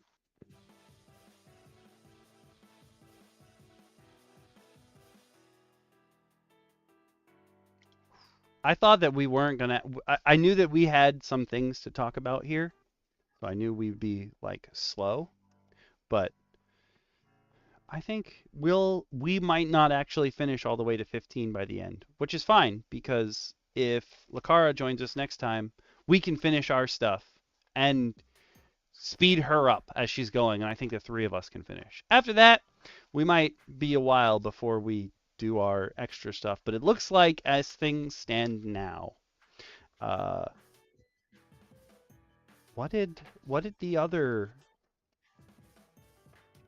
I don't remember what the other DM said they wanted their DM name to be. I do not believe that they've decided on one yet. Oh, we potentially have another DM to run a session with these superheroes with us. but that will take place later. And as it stands right now, it looks like it might be Patreon only content or YouTube member only content. Which means it's time for me to remind you to subscribe and make sure that and wear clean underwear. Whoa! So when you said it's time for you to subscribe, my OBS cut out completely. It was like, don't advertise, bitch. No, we're That's advertising. crazy. We're advertising. Well, folks, don't forget as always, your other favorite, one of your favorite DMs here, DM Shin, reminding you all that DM Okami will not eat until you hit that subscribe button. If you're on YouTube, please make sure to like, comment, subscribe, tune in for more episodes. Uh, favorite whatever other buttons you have to press on YouTube. I don't know what the algorithm wants. I don't know what it wants But anymore either, man. also make sure to be, if you can, and you have the extra dollary dues, and you were thinking about, subscribing to a hot tub stream, instead, subscribe to the Patreon. And we promise that there will be no expired Funyuns, no nachos, no bad nachos, and no expired cheese consumed by Okami, because your money will help prevent that. That was crazy. I can't believe it dropped out. Like it's been totally fine. All of a sudden it was like red. You've lost 150 frames, and it took a couple seconds to come back too. That's crazy. It was just like, I want you to know what could happen. Oof. Oof. All right. But next up, we have 9th level. We get nothing special level wise, but our proficiency goes up to +4. So that means our attack bonuses and all that stuff goes up by 1. Always a happy time. 6, 6. Now I'm at +9 on unarmed strikes if your DM allows you to swap con with intelligence. That also raises our power save DC. So now mine's at 17, which is pretty good. Actually, that's very good. That's very good. I'm gonna top out at level 15 at 18, but that's pretty good for a spell save DC. I get to officially enter the triple-digit health club Oh, I after didn't rolling roll my health. stats. My health. All right, I'm gonna roll my health to make sure that this is now 9. Let me switch the camera over. What's up, y'all? 4 Getting and bulky. 5. I got another 9 health. Okay, okay. Now I'm at Getting bulky. 109 health. Well, I'm at 104. I caught up. So there's another fun fact, folks. If you're still tuned in since the beginning, I caught up to. I'm pretty close in level health wise to DM Okami now. You can balance out with good rolls. Not every roll is going to be, a 10 and up, and that's okay. You just gotta roll with the. You literally have to roll with the dice. It's true. But at 9th level, we get access to another astounding power. Do you know which one you're going to take? I happen to not know. I'm in the same boat. I was like, I kind of want to take flight, but maybe I don't. I think flight can be flavored fun, but is it the one that you're looking for? Is it the power you're looking for? I do believe at 9th level. Alternatively, it's either I take flight, or originally one of the things I had said was I think that the funniest thing would be to use orbital toss on someone as a I still psychic. believe you should. I think I have to take this because I'm going to Uh, slow people down and then I'm going to pick them up with my mind because I can grapple them with my mind and then throw them 30 feet. I think I have to take orbital toss. I think that's a fair point.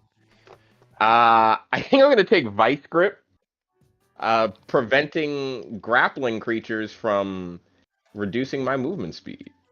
Ooh, that's a great one. Like I said, I'm going to be flavoring everything around my ability to grapple as this character's reason to be.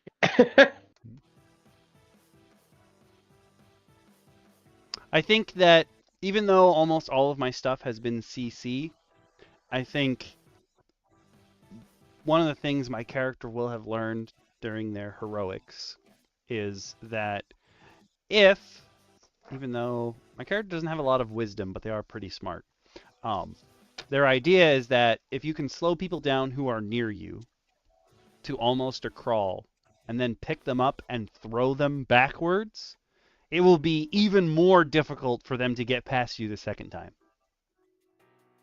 And That's a fair enough point. again, with orbital toss, we had said before, like you're throwing someone 30 feet. They say all that happens is there's a chance that they're stunned. We all ruled when we were going through this. You're taking the 3d6 for hitting something. Like I'm not giving you damage if you're throwing someone 30 feet. Yeah, we do believe that it's almost necessary for you to take some kind of intense damage from this one. I almost feel like instead of blight, I should take at this point as my last one, cling grip. I was thinking about cling grip as well. Prior to thinking about just using these the Spider-Man related item when we had first mentioned that we were going to be giving each other giving ourselves the accepted feats and kind of one of the basic items from the special list. I have notes for that too. I decided that was going to be mine simply for traversal, and I feel that grappling someone from the shadows with an elastic string would be really cool. I did, though, want to swap one of my feats that I took earlier. Okay, Uh, okay.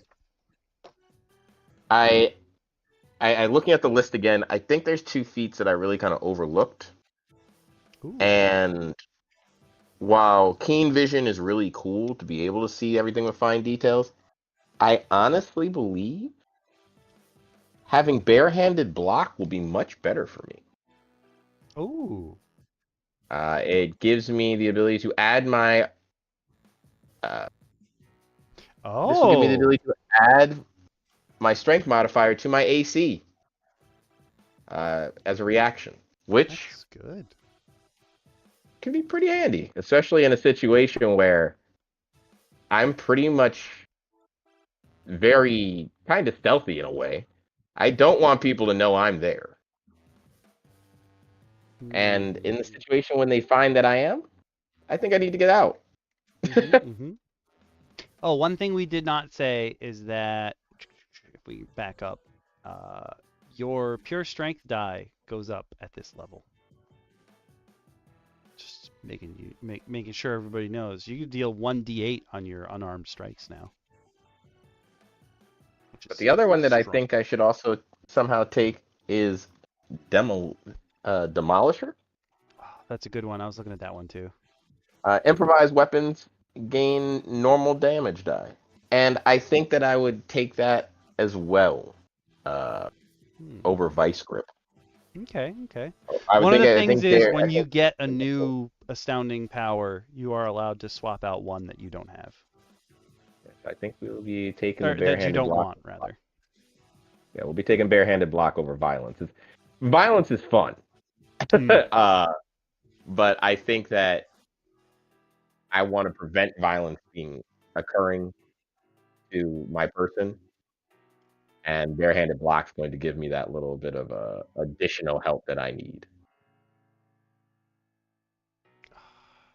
And I am a fan when designing your character. I am a fan of the swap feat rule on level up, on levels where Hmm. you gain feet, especially already. I'm okay with one of your things being that you want to swap a feat. I think sometimes we pick things in the heat of the moment, not knowing really where it's going to come in handy or how. And sometimes we might need something else, or we made, like a really rash decision in the way we wanted our character to go. So sometimes you just want to switch it up. Mm-hmm. I won't look at any more of these now that I have orbital toss, because I'll just be agonizing over what the last thing I'm going to do is. But that's fine. We can worry about that later when we get there. True. So we've done that. We picked our new astounding powers. Did I write in orbital toss? That's the question. Yes, I did. Okay. Next up, at level 10, let's roll our dice. What's our health at? Come on, some good, baby. Come on, some I'm good. going to be at another 14, putting me at 118 health. That is reaching near the highest health points I've ever had on a character. Oh, I only got 7 health that time, so I'm at 116, which is still a lot. Oh, that's a ton. That's a ton. We Again, gain true potential. I don't remember what that is. I don't know why you said it, and I thought of True Survivor. Oh, okay. So true potential is one of the ones that we said we're running low on time, but I don't. Actually, are you okay with going longer? Because usually me and you are the ones who can go longer anyway. I'm going a little bit longer tonight. Cool, cool, cool. So true potential is by 10th level, you understand what you're capable of. Your carrying capacity, including maximum load and lift, is doubled, and you have advantage on strength checks to push, pull, lift, or break objects. This is a garbage level 10 ability. Yeah. This is absolute garbage. That being said, if someone wanted to take this, I'd be like, whatever, dude. You should technically have this when you get the class because you have been strong enough this whole time. I think that this is something that you should get for just being the class. That being said, I'm going to put it in as something you get for being the class. I would be willing to say that all of us getting that automatically for being the class is fine. And I would almost argue You need something to replace level 10, for sure. I would give a feat. I would let each of us choose a feat in this That is situation. I would let a exactly what player. I was going to suggest. I am okay with everyone choosing a feat at this level. I would say Uh, even at level 10, if everybody gets true potential to start with, I would even say at level 10, either choose a new astounding power or a feat. One or the other. I think in this situation, I may take a additional astounding power. Oh. Okay, so as you guys can see, I have opened up my repository. There are some feats I was looking at specifically for this that I thought would be great. And the one that I am going to do is, or one of the ones that I would like to look at, oh, excuse me, are gravity related feats, which are, here we go. So this is Monkey DM's Secrets of Gravity Magic, but this is the free version. I didn't pay for it. Monkey DM's great DM, by the way. Like, You can go look at his stuff. That's totally fine. But he has 2 feats in here that are related to gravity and gravity magic. And I think as my character, both of these would be super cool to take. So the first one would be Free Soul, where my speed increases by 10 feet, my jump distance is doubled, and I can dash as a bonus action. That's super cool if I'm flavoring it as I'm using my mind to push wherever I'm going. Like how Omni-Man teaches Invincible, like, we have the ability to push off of things in a 3-dimensional plane. So, like, we don't just need our feet to touch something or our hands to touch something. We can push off of the air. I think Free Soul is super cool for a psychic character, being like, I'm pushing, especially if you're imagining they have vectors or something of that nature, where, like, you're using your brain to be like, "Ugh!" and push off of the sky. I like it. However, the other one, I think, fits in so much better if you flavor it a little bit differently. Fits in so much better with my character doing all CC things. And this is, for those of you who don't understand, because DM Lacar didn't know what CC was, and I kept saying it, and she was like, "What are you talking about?" My bad. CC is crowd control, so anything that stops people from doing what they want to do. Weapon I, of Burial, if you flavor this as not necessarily needing a weapon, perfect for my idea. it could be. Sorry, I cut you off. What were you going to say? No, I was actually gonna say, in a lot of situations, especially another great character creation tip I'd say is when you're building your character, have situational abilities. Some that may handle things that prevent damage, amplify it. Maybe ways to heal from it, as we had mentioned before. Just balance yourself out. Crowd control will come into that. Healing, buffing is another term you may hear people say sometimes. And if you're looking at the list, actually, one of the other things I'm going to mention is if you're looking at the actual feats and list, it'll sometimes list things as combat, buff, feat, Mm-hmm, mm-hmm. things of that utility and things of the nature. They're just little terms. Maybe one day maybe we can have an episode. You have an episode of like explaining common terms and things in your in a different video series, like Mm-hmm, diving mm-hmm. into your DM. That's a good idea. Yeah, so, but he's talking about like the tags. You can put tags on, especially on D&D Beyond. They're very, very helpful because you know what you're searching for. You can even search specifically through tags. Um, but me taking this, where did it go? Oh no. Okay, here we go.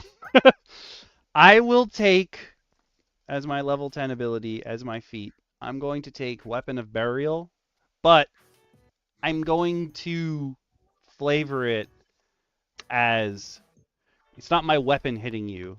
It's my physical blows are hitting you. They're making it slower for you to move. Like I'm my mental prowess is hitting you so hard, it's slowing down your mental processes.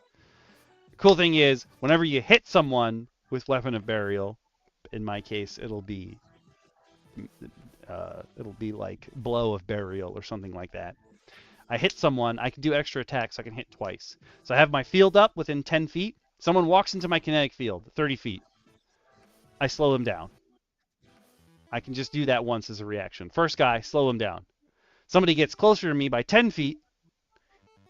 I pop my field. It gets harder for everyone to hit me. I slow that guy down again. Then I start wailing on them. Every turn, I can make them lose 10 feet of their movement by punching them. I think this is absolutely perfect for my character. So I'm going to take Weapon of Burial, but rename it Blow of Burial. I noticed that you're prepared. Your character is very prepared for combat. You are ready to fight. I was thinking, so one of the things we had talked about as an idea for how we were going to run our extra session was, oh, maybe we do it like a mock battle where like you have to rescue civilians or something. And I figured my character might not be able to do the damage that a conduit can do, but if I harry the bad folks and my teammates can mop them up, I'm still doing as much work. Oh, absolutely. So with that, I'm gonna take. You can upgrade your con, charisma, or intelligence. Oh, you can do Take the Constitution. intelligence. Take the Constitution. My Become a Constitution. 21. So normally you can't get higher than 20. So I was like, I don't want to take that. It doesn't say I can go any higher, so I'm not going to. I'm going to put it in intelligence, which actually doesn't benefit me very much. But, well, if I take a 1 in wisdom, I'll be at 8, and then I will only have a -1 to my wisdom. I might want to do that.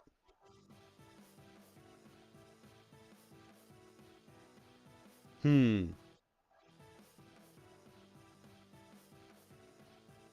Hmm. I think. No, I'm gonna keep them. They don't think about, like, when I pick someone up and throw them with orbital toss, I'm not gonna think about, oh, if they break through this barricade, other stuff's gonna flow out. I'm just thinking I can knock this guy down.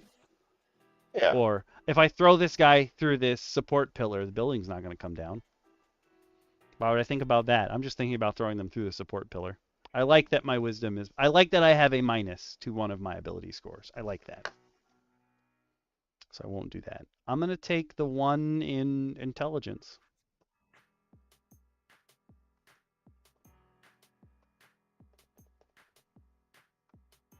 Now I'm at 15 intelligence. Now, the reason I had mentioned taking another astounding power is kind of because I read the ability translucent. And I'm in an area of dim light or darkness, I can use an action to become invisible until I move, take an action or a reaction. Keeping with my theme of being a sneaky sneak, I think that would be a perfect ability, and an ability I think that because of the nature of the vigilante he should have naturally. I think that it's kind of silly that it had to be chosen this way, but again, that's just a personal opinion. Nothing I say is law. Again, that's the beauty of tabletop RPGs. They're not going to come to your house and be like, don't tell people to do that.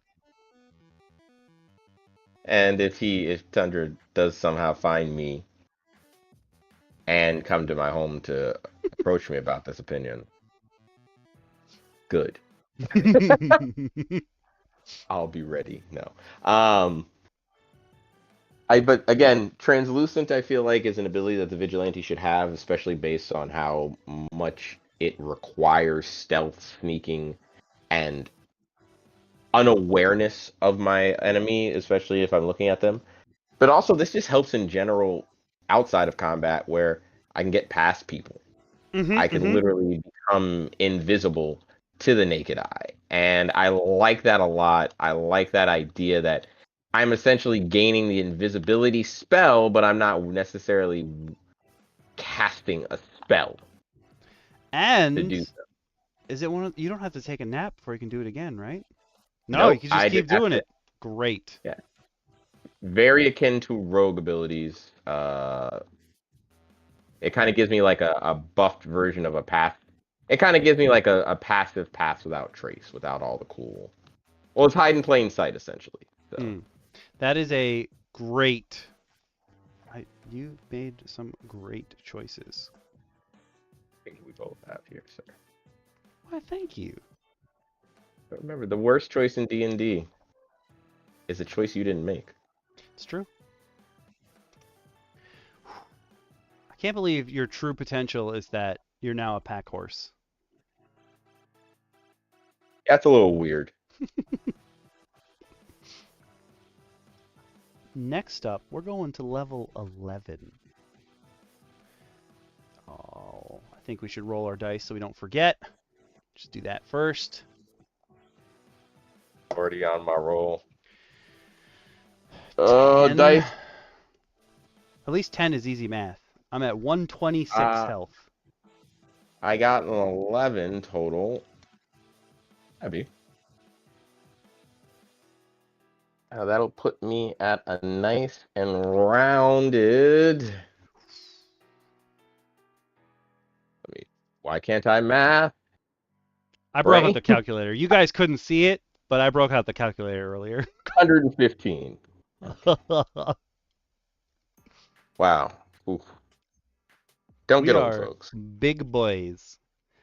And at You know level you're 11, we learn Haymaker. Before you make an unarmed strike, you can choose to take a minus what the hell? I was gonna say a minus penalty, minus felony, -5 penalty to the roll to hit someone, and that means you get to do your. This is anytime you make your unarmed strike. So you get to use. You do the full damage plus your con modifier, and you can push that person 5 feet away. Poor DM Okami here. Oh, Forgot the ability to English. oh my god. And I misread it too. Sorry. If you take this -5 penalty and you hit, you get twice the damage plus your con modifier and you push that person. And it doesn't say only once per turn. So since we have extra attack, we can basically do 4 times the regular amount of damage. So, you saying that puts this in a very interesting category. I was excited for it for my character's sake, being more of a melee centric kind of character. Hmm. Of all the other of those that have been seen so far. Obviously, between myself, you, and DM Lakara. Hmm. So in my mind, this is going to have a lot of cool flavor. But what you've said just now really opens up the floodgates there. I think a little bit You are like that. suddenly like you're keeping up in damage now as long as you're willing to take the. So like with me with my strength bonus, I had a +6 attack bonus. So me taking this -5 just means I have a +1, which is still good to whatever I roll. It's a +1 right now, and you have the potential to keep up with a fighter like that's using what is their ability called? The one that gives them haste. I cannot think of the name. Oh, you're Action talking about surge. Action Surge, yeah. Yep. Yeah, Action Surge, an amazing ability. I mean, I'm glad the Empowered doesn't get that. Just to be Yeah. very honest with you. Um, Another reason why I would make it that you cannot multi-class and Empowered You're gonna in be my game. hella strong. Hella strong. When do you get Yeah, and action as surge? Level 5? level 2. Oh, yeah, you definitely have a chance to action surge your haymaker. Yeah. Pro tip for any of you, and if your DM allows you to multi-class, um, if you ever want to swing your hex blade a lot more, take 2 levels of fighter. Hmm? 3 if you're feeling a little extra saucy and you have the time to dip into it. The additional ability, the heal, and all the other little fun things you get, including all the martial weapon proficiency, is glorious on top of a hexblade. Mhm. Just a, Now, we don't get anything extra. Our pure strength die doesn't go up, um, and we don't get an extra power. But one of the things we had said before was in the empowered extras, there are 2 extra astounding powers for every uh, power manifestation there is in the empowered. And most of these seem like they should have just been included in the class, so we said we would get them for free. Um, I don't necessarily know what level to give these to you for free, but because we're going up this way, I would say level 10's a good time, even though we're 11 now. Like, level 10's a good time to be like, these are yours now. Your character has studied enough, has learned enough to be able to use these. So agree with you, that. you get Equipment Expert, Yeah. which is you gain proficiency with thieves' tools, and your proficiency bonus is doubled for any ability check you make with them. And your other one is you get ninjutsu. Any ability that applies to your unarmed strikes also applies to quarterstaff or dagger.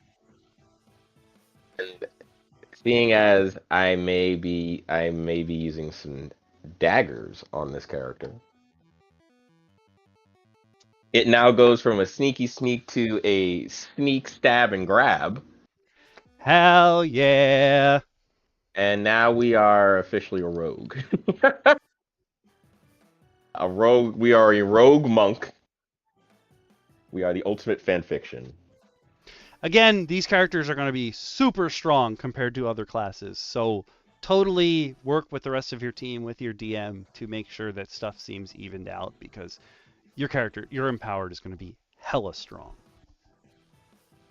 I 100% still stand by the statement of this is run in an empowered only campaign Hmm. for me. I don't think they mix, match, and blend well sometimes.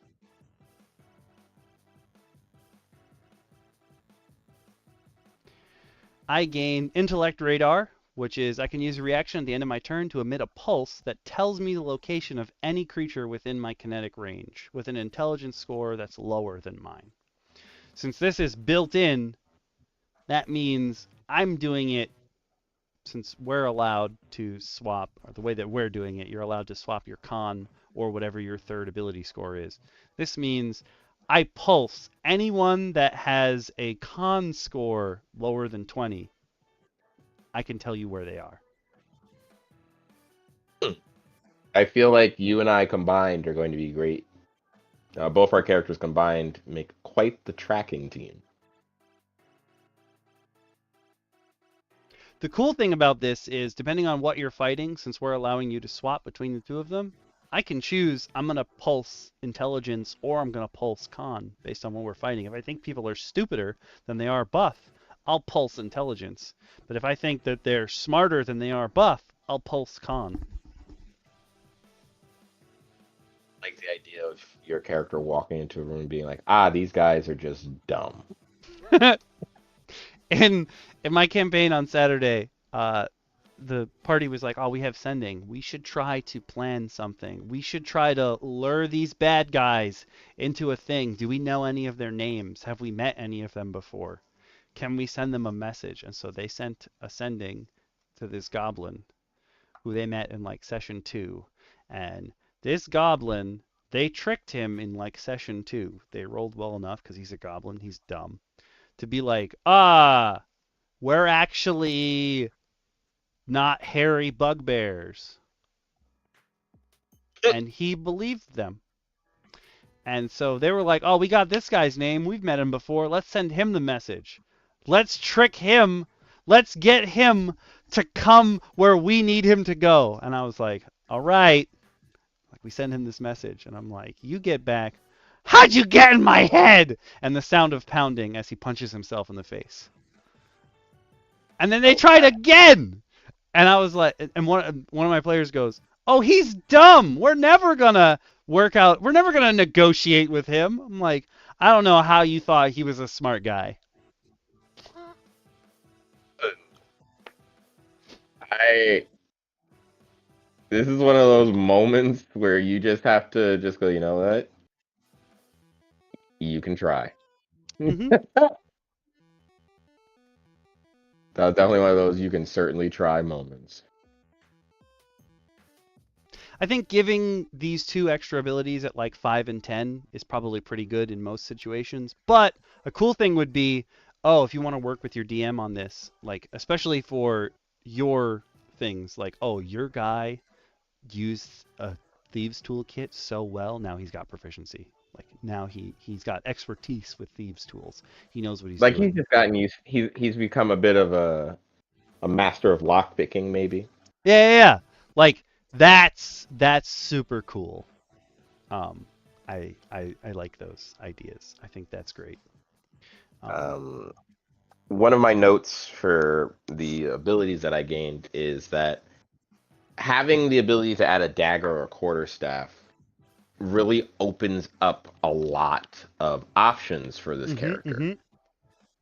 In a similar way that certain flavors of monk gaining martial proficiency really opens up a character as well. Mm. Uh, you know, you don't think about it, but having this additional flurry of damage or these additional, even though you're never going to beat your pure strength die and unarmed ability as a empowered, I think that having this stuff really makes for a fun character. Mm. And really allows you to these abilities I noted were really opening up the character to the biggest problem with the empowered. They're not meant for anything other than magical equipment, most likely. Mm. I think that we all noted that, like, yeah, there's a lot of the empowered that like really needs to focus on their equipment now. Mm. Yeah, like I had talked about giving people the option to learn feats and abilities during downtime. Obviously, since we're not actually playing this campaign like in full, we're not going to have downtime. So we won't have any of those extra abilities that we might have gained otherwise. These are just like the bare bones. This is how this character would have leveled up. And like this is what we thought they would have to deal with as we went along. All theory crafted. Yep. I was going to say you can even leave like these are all prereq 5th level and 9th level. You could give them to the player at 5th and 9th level if you don't want to give it to them when they're doing something or as a reward for something that their player is doing. I just put them in at 10 because I feel like that's a pretty good idea to have a pretty good grasp on how your character is going to play out. But we definitely said You don't know your keep this. character by level 10. Personally, I think if you don't know your character by level 3, you're doing it wrong. That's also fair. But like I said, the most important part of your character is that you love it. But not to dilly dally and dilly fally. We will continue down the list. Level 12, ASI. Yeah. So as we said, it's ASI or a feat. I think, personally, because we gained so much at 10, I will take an ASI. I think I'm also going to do an ASI. I'm going to roll my health first. Yeah. So I don't forget because we did that a couple times. Dang. Hey, it happened. Yep. 8. So now I'm at... Yep, I'm using the calculator. 134. Shoot. That's still pretty high, even though I'm not really rolling that well, and I'm okay with it. I got a 12. I got lucky. Oh. So that'll put me at a 14 for this. No, that puts me at a 15. And that puts me at 130 health. Dang. Never seen this kind of numbers before. For real. For my ASI boosts, I am going to take 1 point in intelligence to bump me up to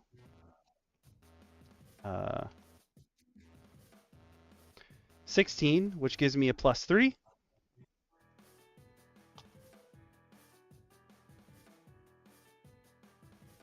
And that also improves my intellect radar. Now, people with lower than 16, I can pulse and find them. And my other point is going to go into Dex so that I have 12, which gives me a +1, and that ups my AC to 15. An AC increase, you say? Yeah. But why would you want a higher AC, Okami? No, we have so much health that I just want to stand there taking hits while I slow people down. I think you've accomplished that goal. Call me crazy, all right? But I do believe we've accomplished that goal here. I may not be wise. Which is confusing. But I know I can stop this person if I put my body in front of them. I forgot to write in what I actually get for mentalism. And what I actually get for mentalism is that I can cast Detect Thoughts once per long Further rest. further buffing you, turning you into a mini Cerebro. Mm-hmm.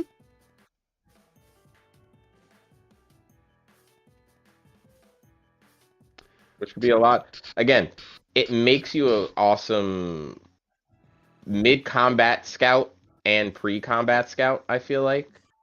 There's a lot of cool things you get to flavor and mess with there, I think, on how your character utilizes your earlier ability, which gave you Detect Magic, to now this. This is part of my character, so we can use con for it. So they're gonna, well, it's gonna be off my power save DC anyway, because Detect Thoughts is a save. It's not a, the way it's written is that it's an attack, but it's not. Oh, I see. The save is intelligence. That is not using intelligence. Yeah. The save is intelligence, but that's not how any of the stuff works. Your power save DC is based on your con, not your third ability or whatever your other ability is. So I'm keeping it at the spell save is 17. So I'm doing pretty good. Pretty good. Pretty darn good. You're winning.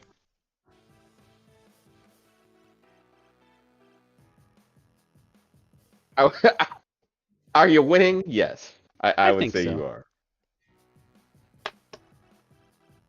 I'm down with this.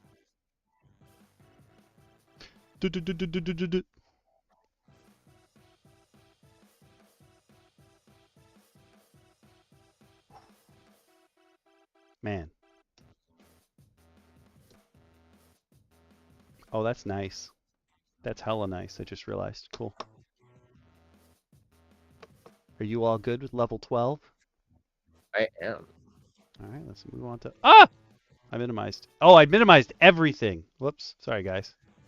I mean, nothing changed for any of you, so you don't necessarily have to worry about that. I hit the minimize all. Show me the desktop. I didn't want to see the desktop.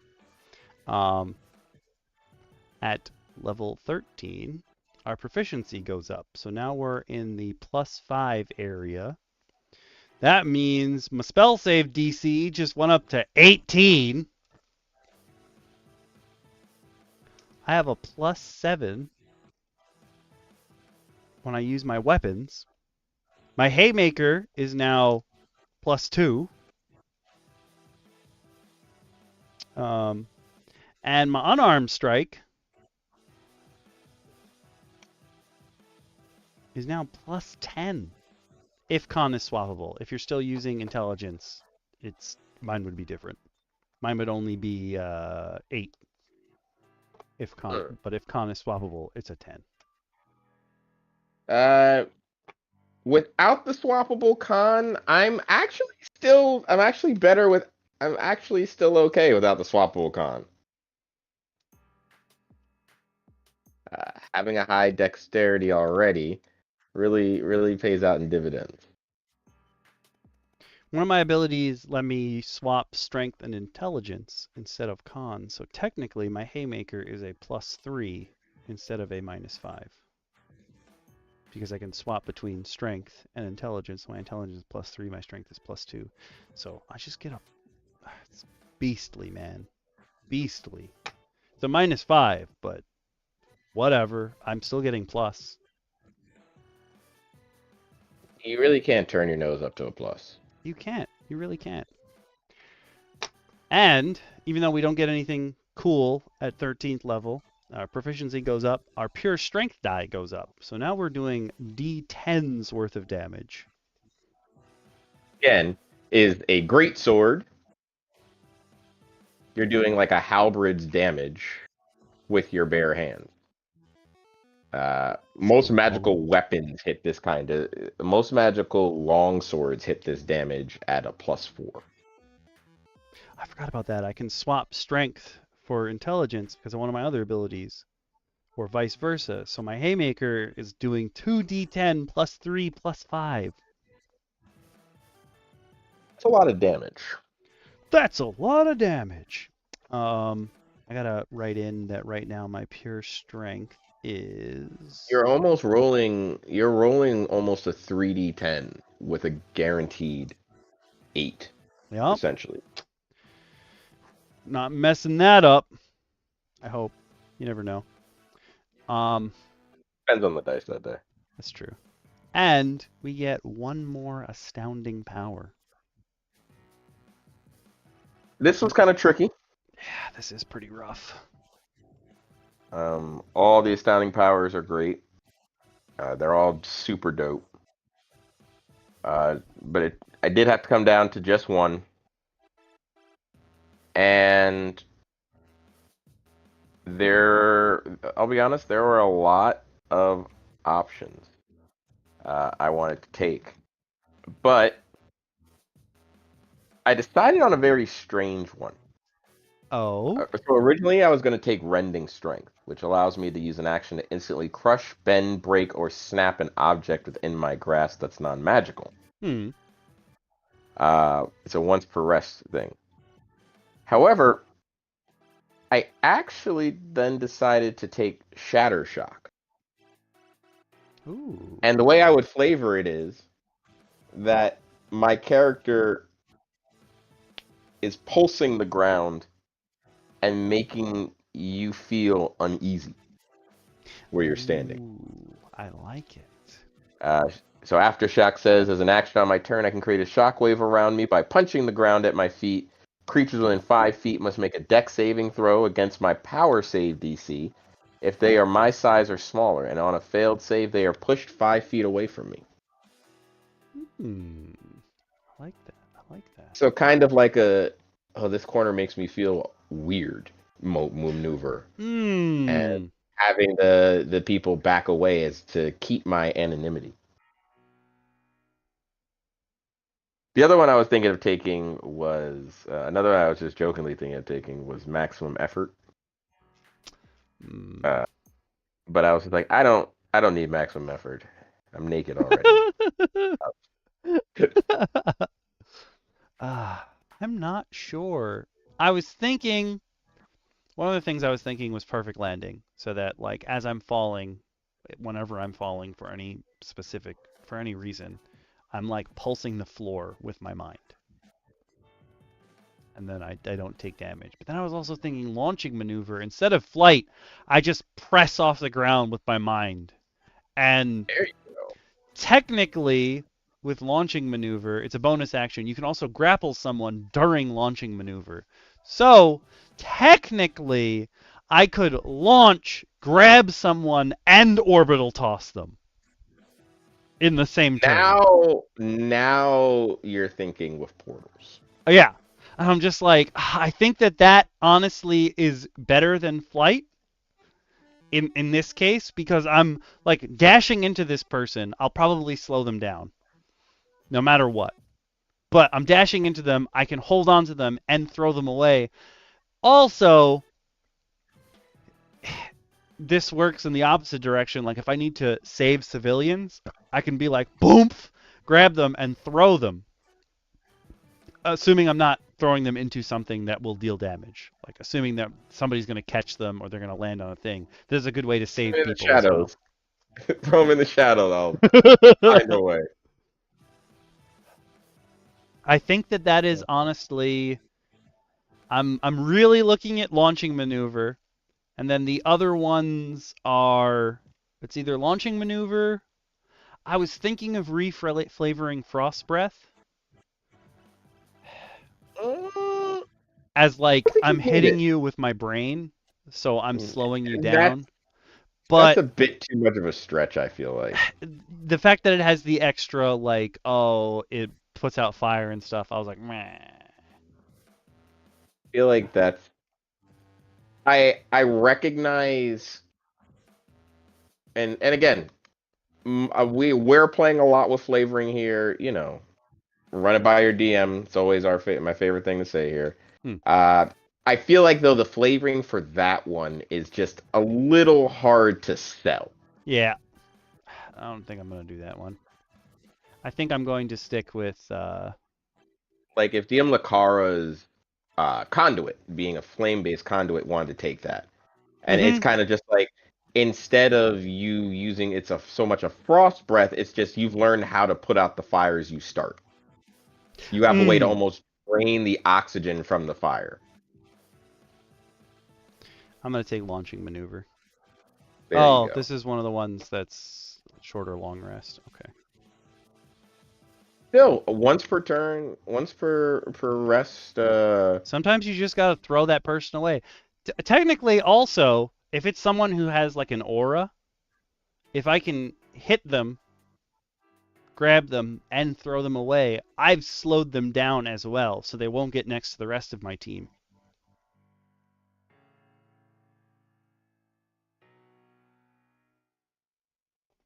Like I said, I'm building Mentalette to be almost fully focused on CC. I'm trying to get my creepy crawly sneaky sneak to be an all arounder, in and out kind of guy, made for quick strikes. I'm looking to rogue it up without the roguing.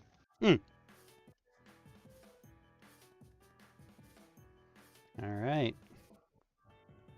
That was 13th level. Yep. Yeah. 2 more levels to go. And at the 14th level, we gain what's going to be our final class ability. Let's look at yours first.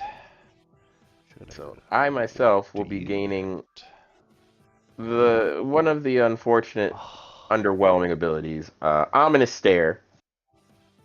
I get to strike fear into my foes once I grab hold of them. When I successfully grapple a creature, I can force them to make a Wisdom saving throw against my Power Save DC by looking into their eyes.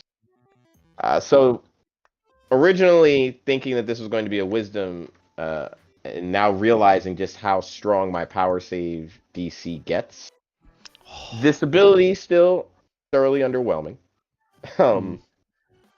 Does gain some merit in this situation. And as such, because of its gained merit, I would say, like, because of the way this is worded, like when you're frightened, you want to get away from that creature. I think you should. I would flavor it as when you ominous stare someone, they can't move until they pass the save. Like that. That should be the way that you're frightening people. They cannot move. Like speed reduced to 0. I think makes more sense than the way it's worded. I had originally wanted to take the Sentinel feat to give that effect, but I still flavor in my mind Sentinel being more of a, oh, you're physically preventing them, not so much. And I don't really have the ability to restrain anyone in that sense. I could, I guess, flavor it a little bit like if I wanted to. Again, it's my party, I can do what I want to, but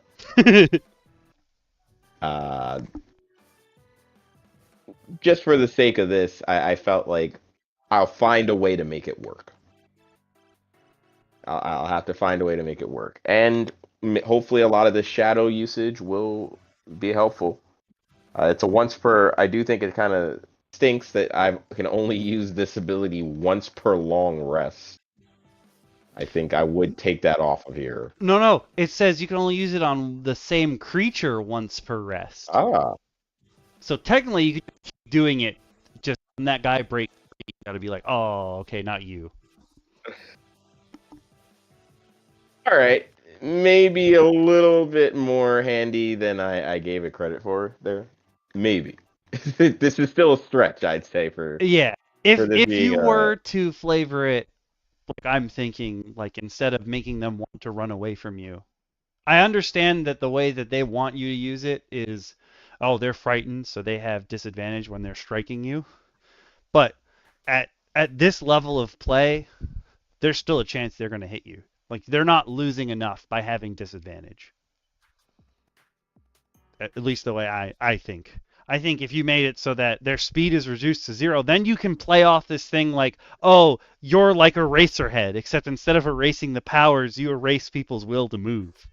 You're so like your murderous intent is so strong that people like are frozen in fear. It's a scary thing to think. But if you really think about it, you're it's almost like it's the worst version of a penance stare. You're a ghost rider without the riding. Yeah, and like his makes you stand still as you're racked with guilt and pain. I don't know. I feel like they should have just added because there are creatures that do that, where it says when you have the frightened condition through this ability, you cannot move. Your speed is reduced to 0. That is totally a thing that happens in 5e. I would definitely go with they have 0 speed, and then it gives you like this Aizawa type thing where like you have to keep staring at this guy. If you blink, they're gonna get away. But what if I'm blind? You have blind sight and tremor sense, so it Yes. doesn't matter. Like if you your stare is so powerful, it doesn't come from your eyes. Oh my god, it is. It's just your murder. This is the most anime shit I've ever heard. Oh, I have murderous intent. oh, that's amazing. Yes, please. Yes, definitely. Okay, you've got the stare. 100%. Amazing. That's mwah. That's so good. I will now be carrying a murderous intent aura. Thank you. That's so cool. And inadvertently, I've created D&D hockey. It's true. 100%. Oh wait, what level is this? This is 14.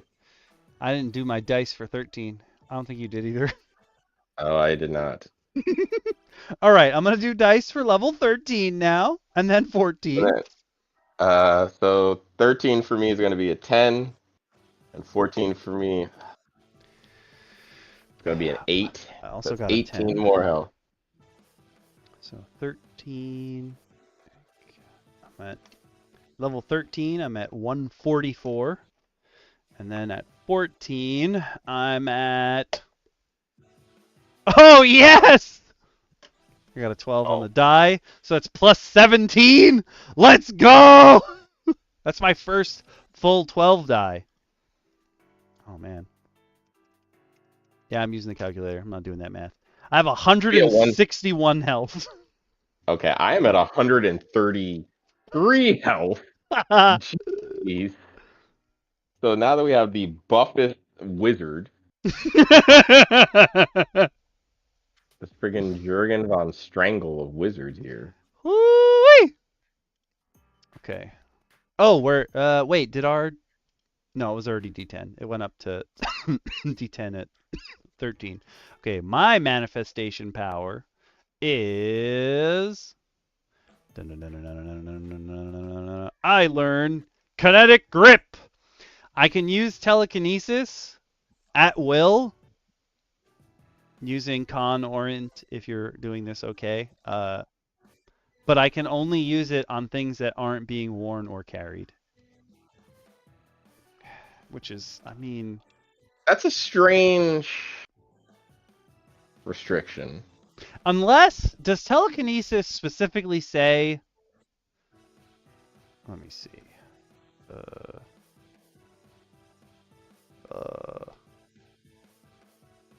I'll be honest with you, it's been a while since I've looked at telekinesis stuff, so let me pull this one up. Yeah, I'm doing the same thing. Okay. What does it say? Use telekinesis when you cast telekinesis, you can target objects that aren't... So I can only target objects. I can't target people. Or... Okay, that makes sense. But... Actually... It doesn't say you can only, which is weird. It should say, I think the flavoring from Tundra Boy was supposed to be that you can just pick stuff up, but it doesn't say you can only. Huh.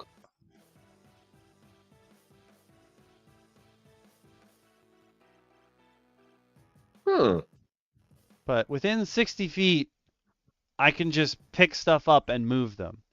Now, that being said,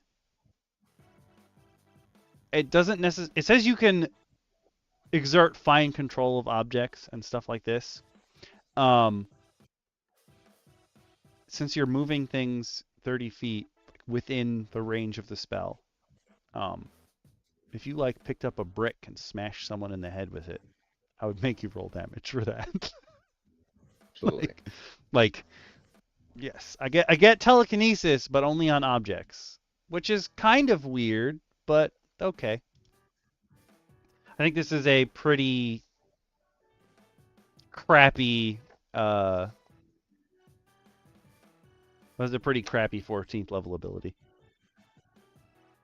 It's cool that you have telekinesis, but if you can't lift people up and throw them around, is it really telekinesis? Telekinesis enough.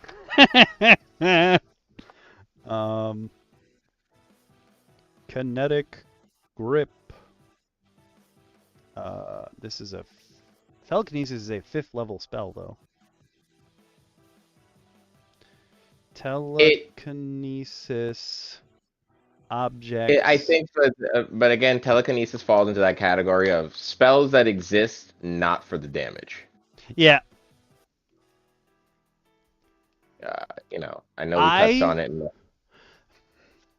I would even say, this is just a me ruling, but if someone was playing in my campaign and they had kinetic grip, because you can exert fine control and you can lift things up to 1,000 pounds, and you can cast it at will without any components, your character is not 1,000 pounds. I would say you can use your Esper abilities. I would let a player flavor the vectors as, I'm pushing off of this thing so I can move with it.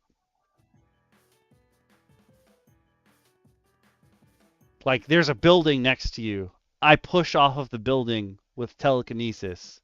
I move in the opposite direction. That kind of thing. I would let a player use it for that. Technically, that's not an object being worn or carried, and I have full, 4-dimensional control of where I'm moving. So I would flavor it as that. I can see that.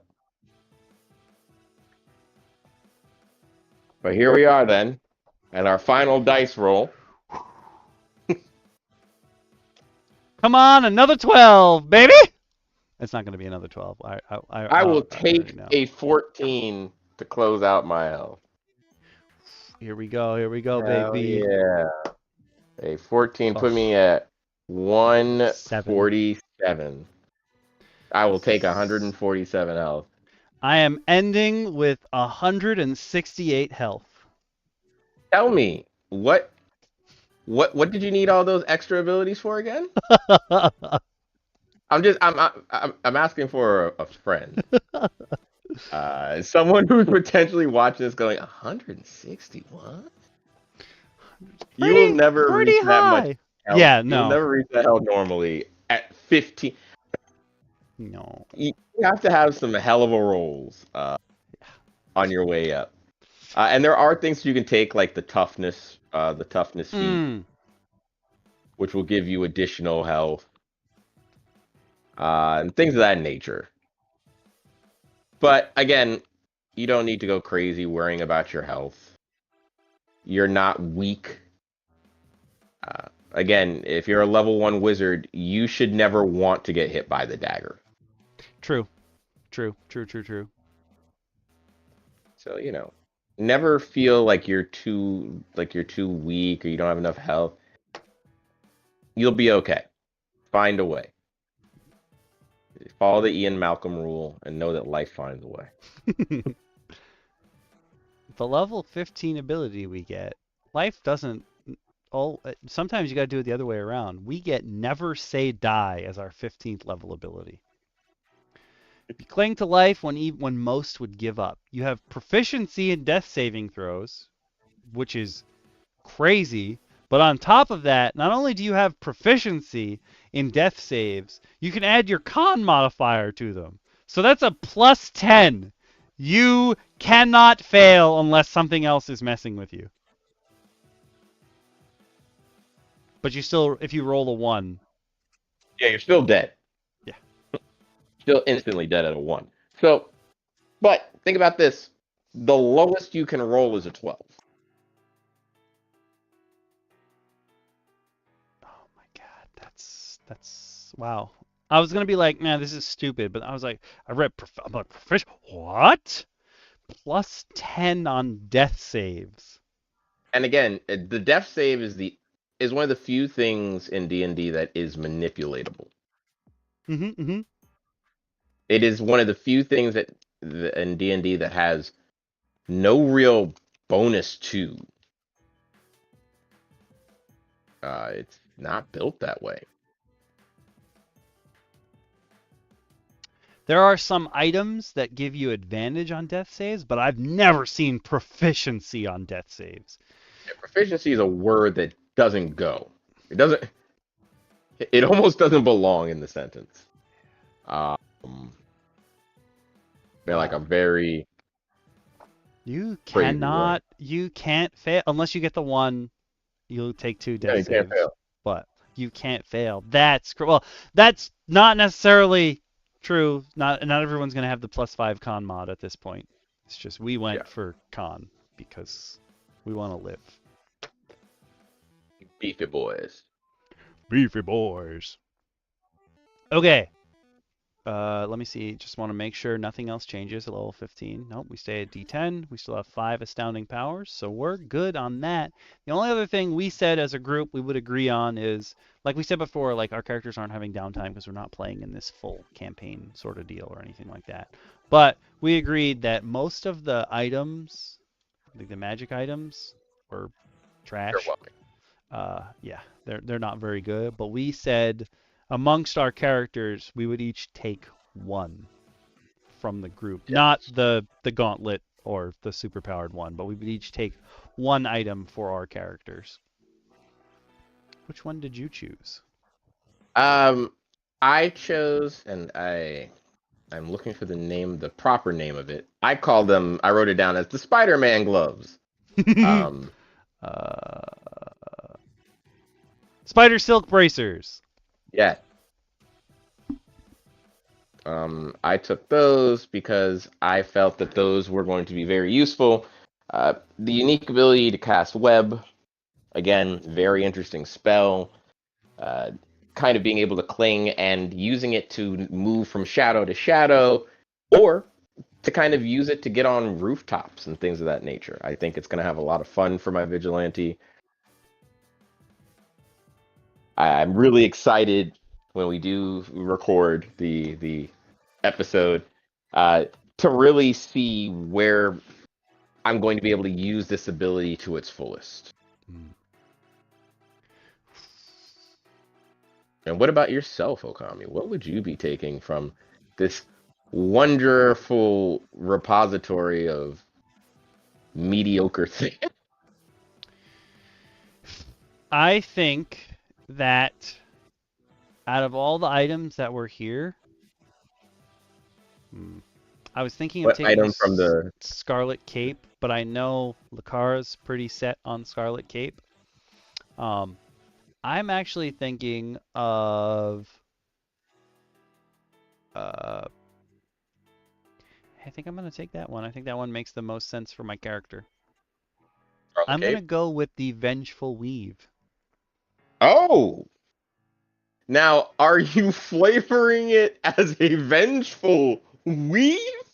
I didn't even think of it like that. I was just thinking of woven fabric, but as a weave, it's so funny. I apologize to everyone that has a weave in right now. If you're watching this, you now have vengeful Sindel hair. Um, your I hair is now actually, sentient and I was, symbiotic. I was thinking this makes the most sense for people actually hitting me, but since I took launching maneuver, but I can only use that once. Since I have telekinesis, I can now. We're gonna say I'm basically doing almost the same thing as you. where I'm pulling myself up or pushing off of things.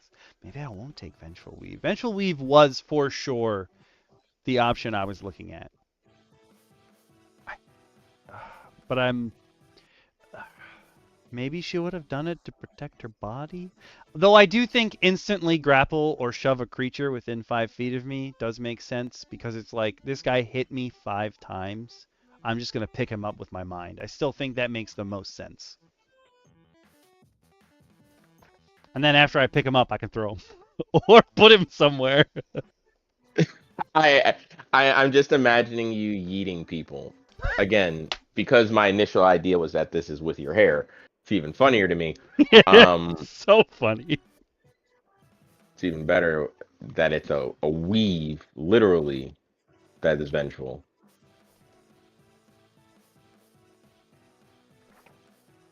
But I do think that I think that these characters, in a very interesting way, I will say, in building the vigilante now, and having kind of gone through this with it, I have a newfound respect for it. I still think that it does have a lot of underwhelming value in places. There's a lot of things you definitely should think about changing around, for sure. Yeah. Um, and again, once we have final builds, we will make sure, as DM Okami mentioned before, we'll make sure to have those up in that drive link for you. I will take pictures. There's currently, I think, if you're watching this on Twitch, on the YouTube version of this, in the description, there is a link to the folder that our character sheets from level 1 were in, for me and Lakara. I didn't have Shins yet, but there's also a link already on the YouTube version of this video, and if you come over and watch the YouTube version of this video, it will be there forever as a link down there to our character sheets. I was thinking of not actually uploading the last files, but the I was thinking of putting them in folders of like, oh, this is our level 1, this is our whatever, but we actually made it to 15. We stayed a little late, but we actually stayed till 15. Yeah. Which means I think, by goodness, We're actually done. We are not okay. So next, I keep wanting to say episode. I mean, it is a series, so technically they are episodes. Next week, I believe we will be back Monday at 8 with DM Lakara. We will double check with her, but you can always check the schedule and the live, or just ask me a question wherever you want to find me. If I know for sure the next episode is going to be on Monday, I will put in the schedule on both YouTube and Twitch. But DM Lakara should be doing her character. We're not 100% sure. DM Lakara, you already know, is a conduit. So when she does hers, there isn't a lot that needs to be changed like there was with our characters. There's no third stat on the conduit. There's no real abilities that are garbage or anything like that. So nothing really new needs to be added to it. So we should be able to zoom her up to 15. The class that DM Bacon got fundamentally the power manifestation fundamentally changes the way that you would play D&D. So we have a lot of things to change with his character. That might end up being its own episode. I don't know. We'll see about yeah, that. maybe like a bonus episode. Yeah. But there's also, he might just not want to make his character. That might be part of it. Because there's so much extra. So we'll see how that goes. But at some point, there will be bonus content, hopefully for both YouTube and Patreon members, of us playing these characters in gameplay. We're not. Hopefully, next session will be DM Lakara building her empowered. Um, well, not hopefully, definitely. We're not sure about DM Bacon building his empowered, but definitely DM Lakara is going to build up hers, and then we'll figure out what we're going to do after that. If you guys do have access to my repository through one of the perks, either through YouTube membership or Patreon membership, not everything in here obviously has a link to it. If you want to hear about any of the stuff in here, we could definitely talk about that in a supplementals video, 100%. But it's not like, all right, I'm gonna give you guys a sneak peek at something that Grimbo had said to me when we started this series. He was like, "Oh, here, I'll give you something to look at," and I was like, "Bruh, I don't, uh, I don't really, um, this is my bookmarks for D&D stuff, like homebrew stuff that I need to look through. Uh, there's plenty of content. This is just 502 bookmarks, and I have way more PDFs and stuff to look through. So it's not like we're ever gonna really run out of content. But if you guys want to hear about things that are in the repository, please tell us that, and we can go through those too. Tommy, thank you once again for having me. You're I'm glad very I could join welcome, you for it. DM Shin. You can find DM Shin.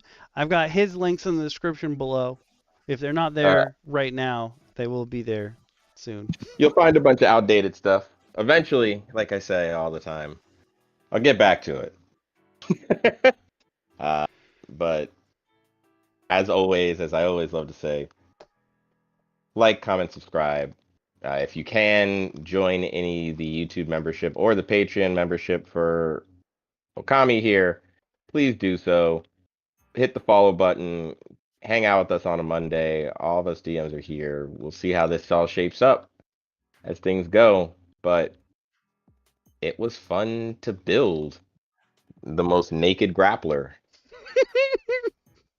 I almost want to make him Zangief level built, but also completely in the buff. I think I've figured out an image for this man. He is essentially going to look like Mech Zangief. Oh, wait, I know how to do it now. Sorry, that was unrelated to your thought, but this was something I had said at the beginning of the stream where I don't know the commands for my. Nope, never mind. I thought It's like that's I how think you did that it. closes it. It's like I think that's how Nope. you close it. Nope. Open to all of my tabs. I have no idea how to make my emojis work, but I do have emojis. That come with joining Yep. the Patreon or subscribing on Twitch or any of the various other methods that you can support Okami eating more than the Funyuns. I'm telling you, those Funyuns are expired, and he will drink LaCroix. Oh, I would never drink TV. Oh my, the shits and gigs guys. Fuhad referred to sparkling water as ones and zeros, and I lost it. That's even better than the TV static of drinks. Will be drinking that. You'll have to continue to drink that TV static. That binary cola. If we don't get you these subscriptions. So folks, stop spending your money on silly things and subscribe. I would like to consider myself a silly thing. Spend your money on No, no, silly no. things. No. Right. This isn't silly, it's necessary. Let me plug. You won't do it yourself. It's true. I don't Let know me when do you the other started part of my lurking, job. Turtle, but the first time Shid tried to plug, OBS just died. Just flat out Yeah. died. Everything went black. And it was like, no, I don't, no. Stop. Inadvertently, I don't know when I think all of us decided to take on the noble task of promoting your channel. Actually, like, comment, and subscribe, but I do it like it's my own. I So, appreciate that. so please, folks, pay him his money. All right, so he can eat. But we will hopefully be back next Monday. You can check the Twitch schedule and the YouTube. Whenever I make the thumbnail and do the metadata for a live, it comes up early. Or you can just ask, be like, yo, is there a stream? and I will let you know on whatever service you want to message me on. But now I have to go answer some questions on old YouTube videos. People asking me about headsets for a company I don't work for anymore. So I will see you guys and gals later. Hopefully we will be back next week. But the next episode for sure will be DM Lakara leveling up her character. I'm going to leave. This is obviously not for you guys because you're not in the chat, sorry, but I'm going to give DM Lakara and Bacon a breakdown of the changes that we made to our characters so that when they do their level ups, it'll just be quick and simple for the most part. Bacon's obviously is going to be more difficult because we have to somehow find a way to make his stuff work because we don't want to fundamentally change 5e. Because obviously, yeah, you if you do add health meters to all the items and the weapons in the game, that means it's just going to become a game of I'm punching that weapon over and over and over again. Which it could very easily be. Let's not beat around the bush here. That could be the route everything ends up, but It's true. Needless to say. Thank you again, everyone, for tuning in. I'm DM Shin. And I'm Okami. You know me. That was a terrible exit for me. I'm gonna work on that. And we didn't even intro this time. No, we didn't. I had it in my head. I was like, oh, we didn't do the hello, I am. And then I was like, you know what? I don't know if we need it this time. We should have done it. Try to bring it up later. That's fine. But yes. Fix it in post. Hopefully we see you guys and gals later. Hopefully you enjoyed. If there is other stuff, I do have lots and lots of bookmarks and other stuff we can go through. But if there's stuff you want us specifically to look at, feel free to send it Or our to way. talk about. Yeah. We love this stuff. I'm sure if we wanted to, we could literally talk hours on just DM theory.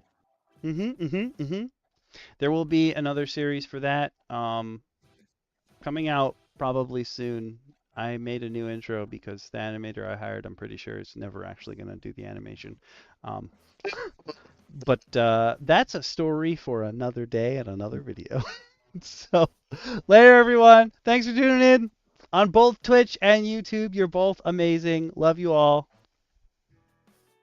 They like you guys. Just kidding. Love you. I'm going to stop Twitch first.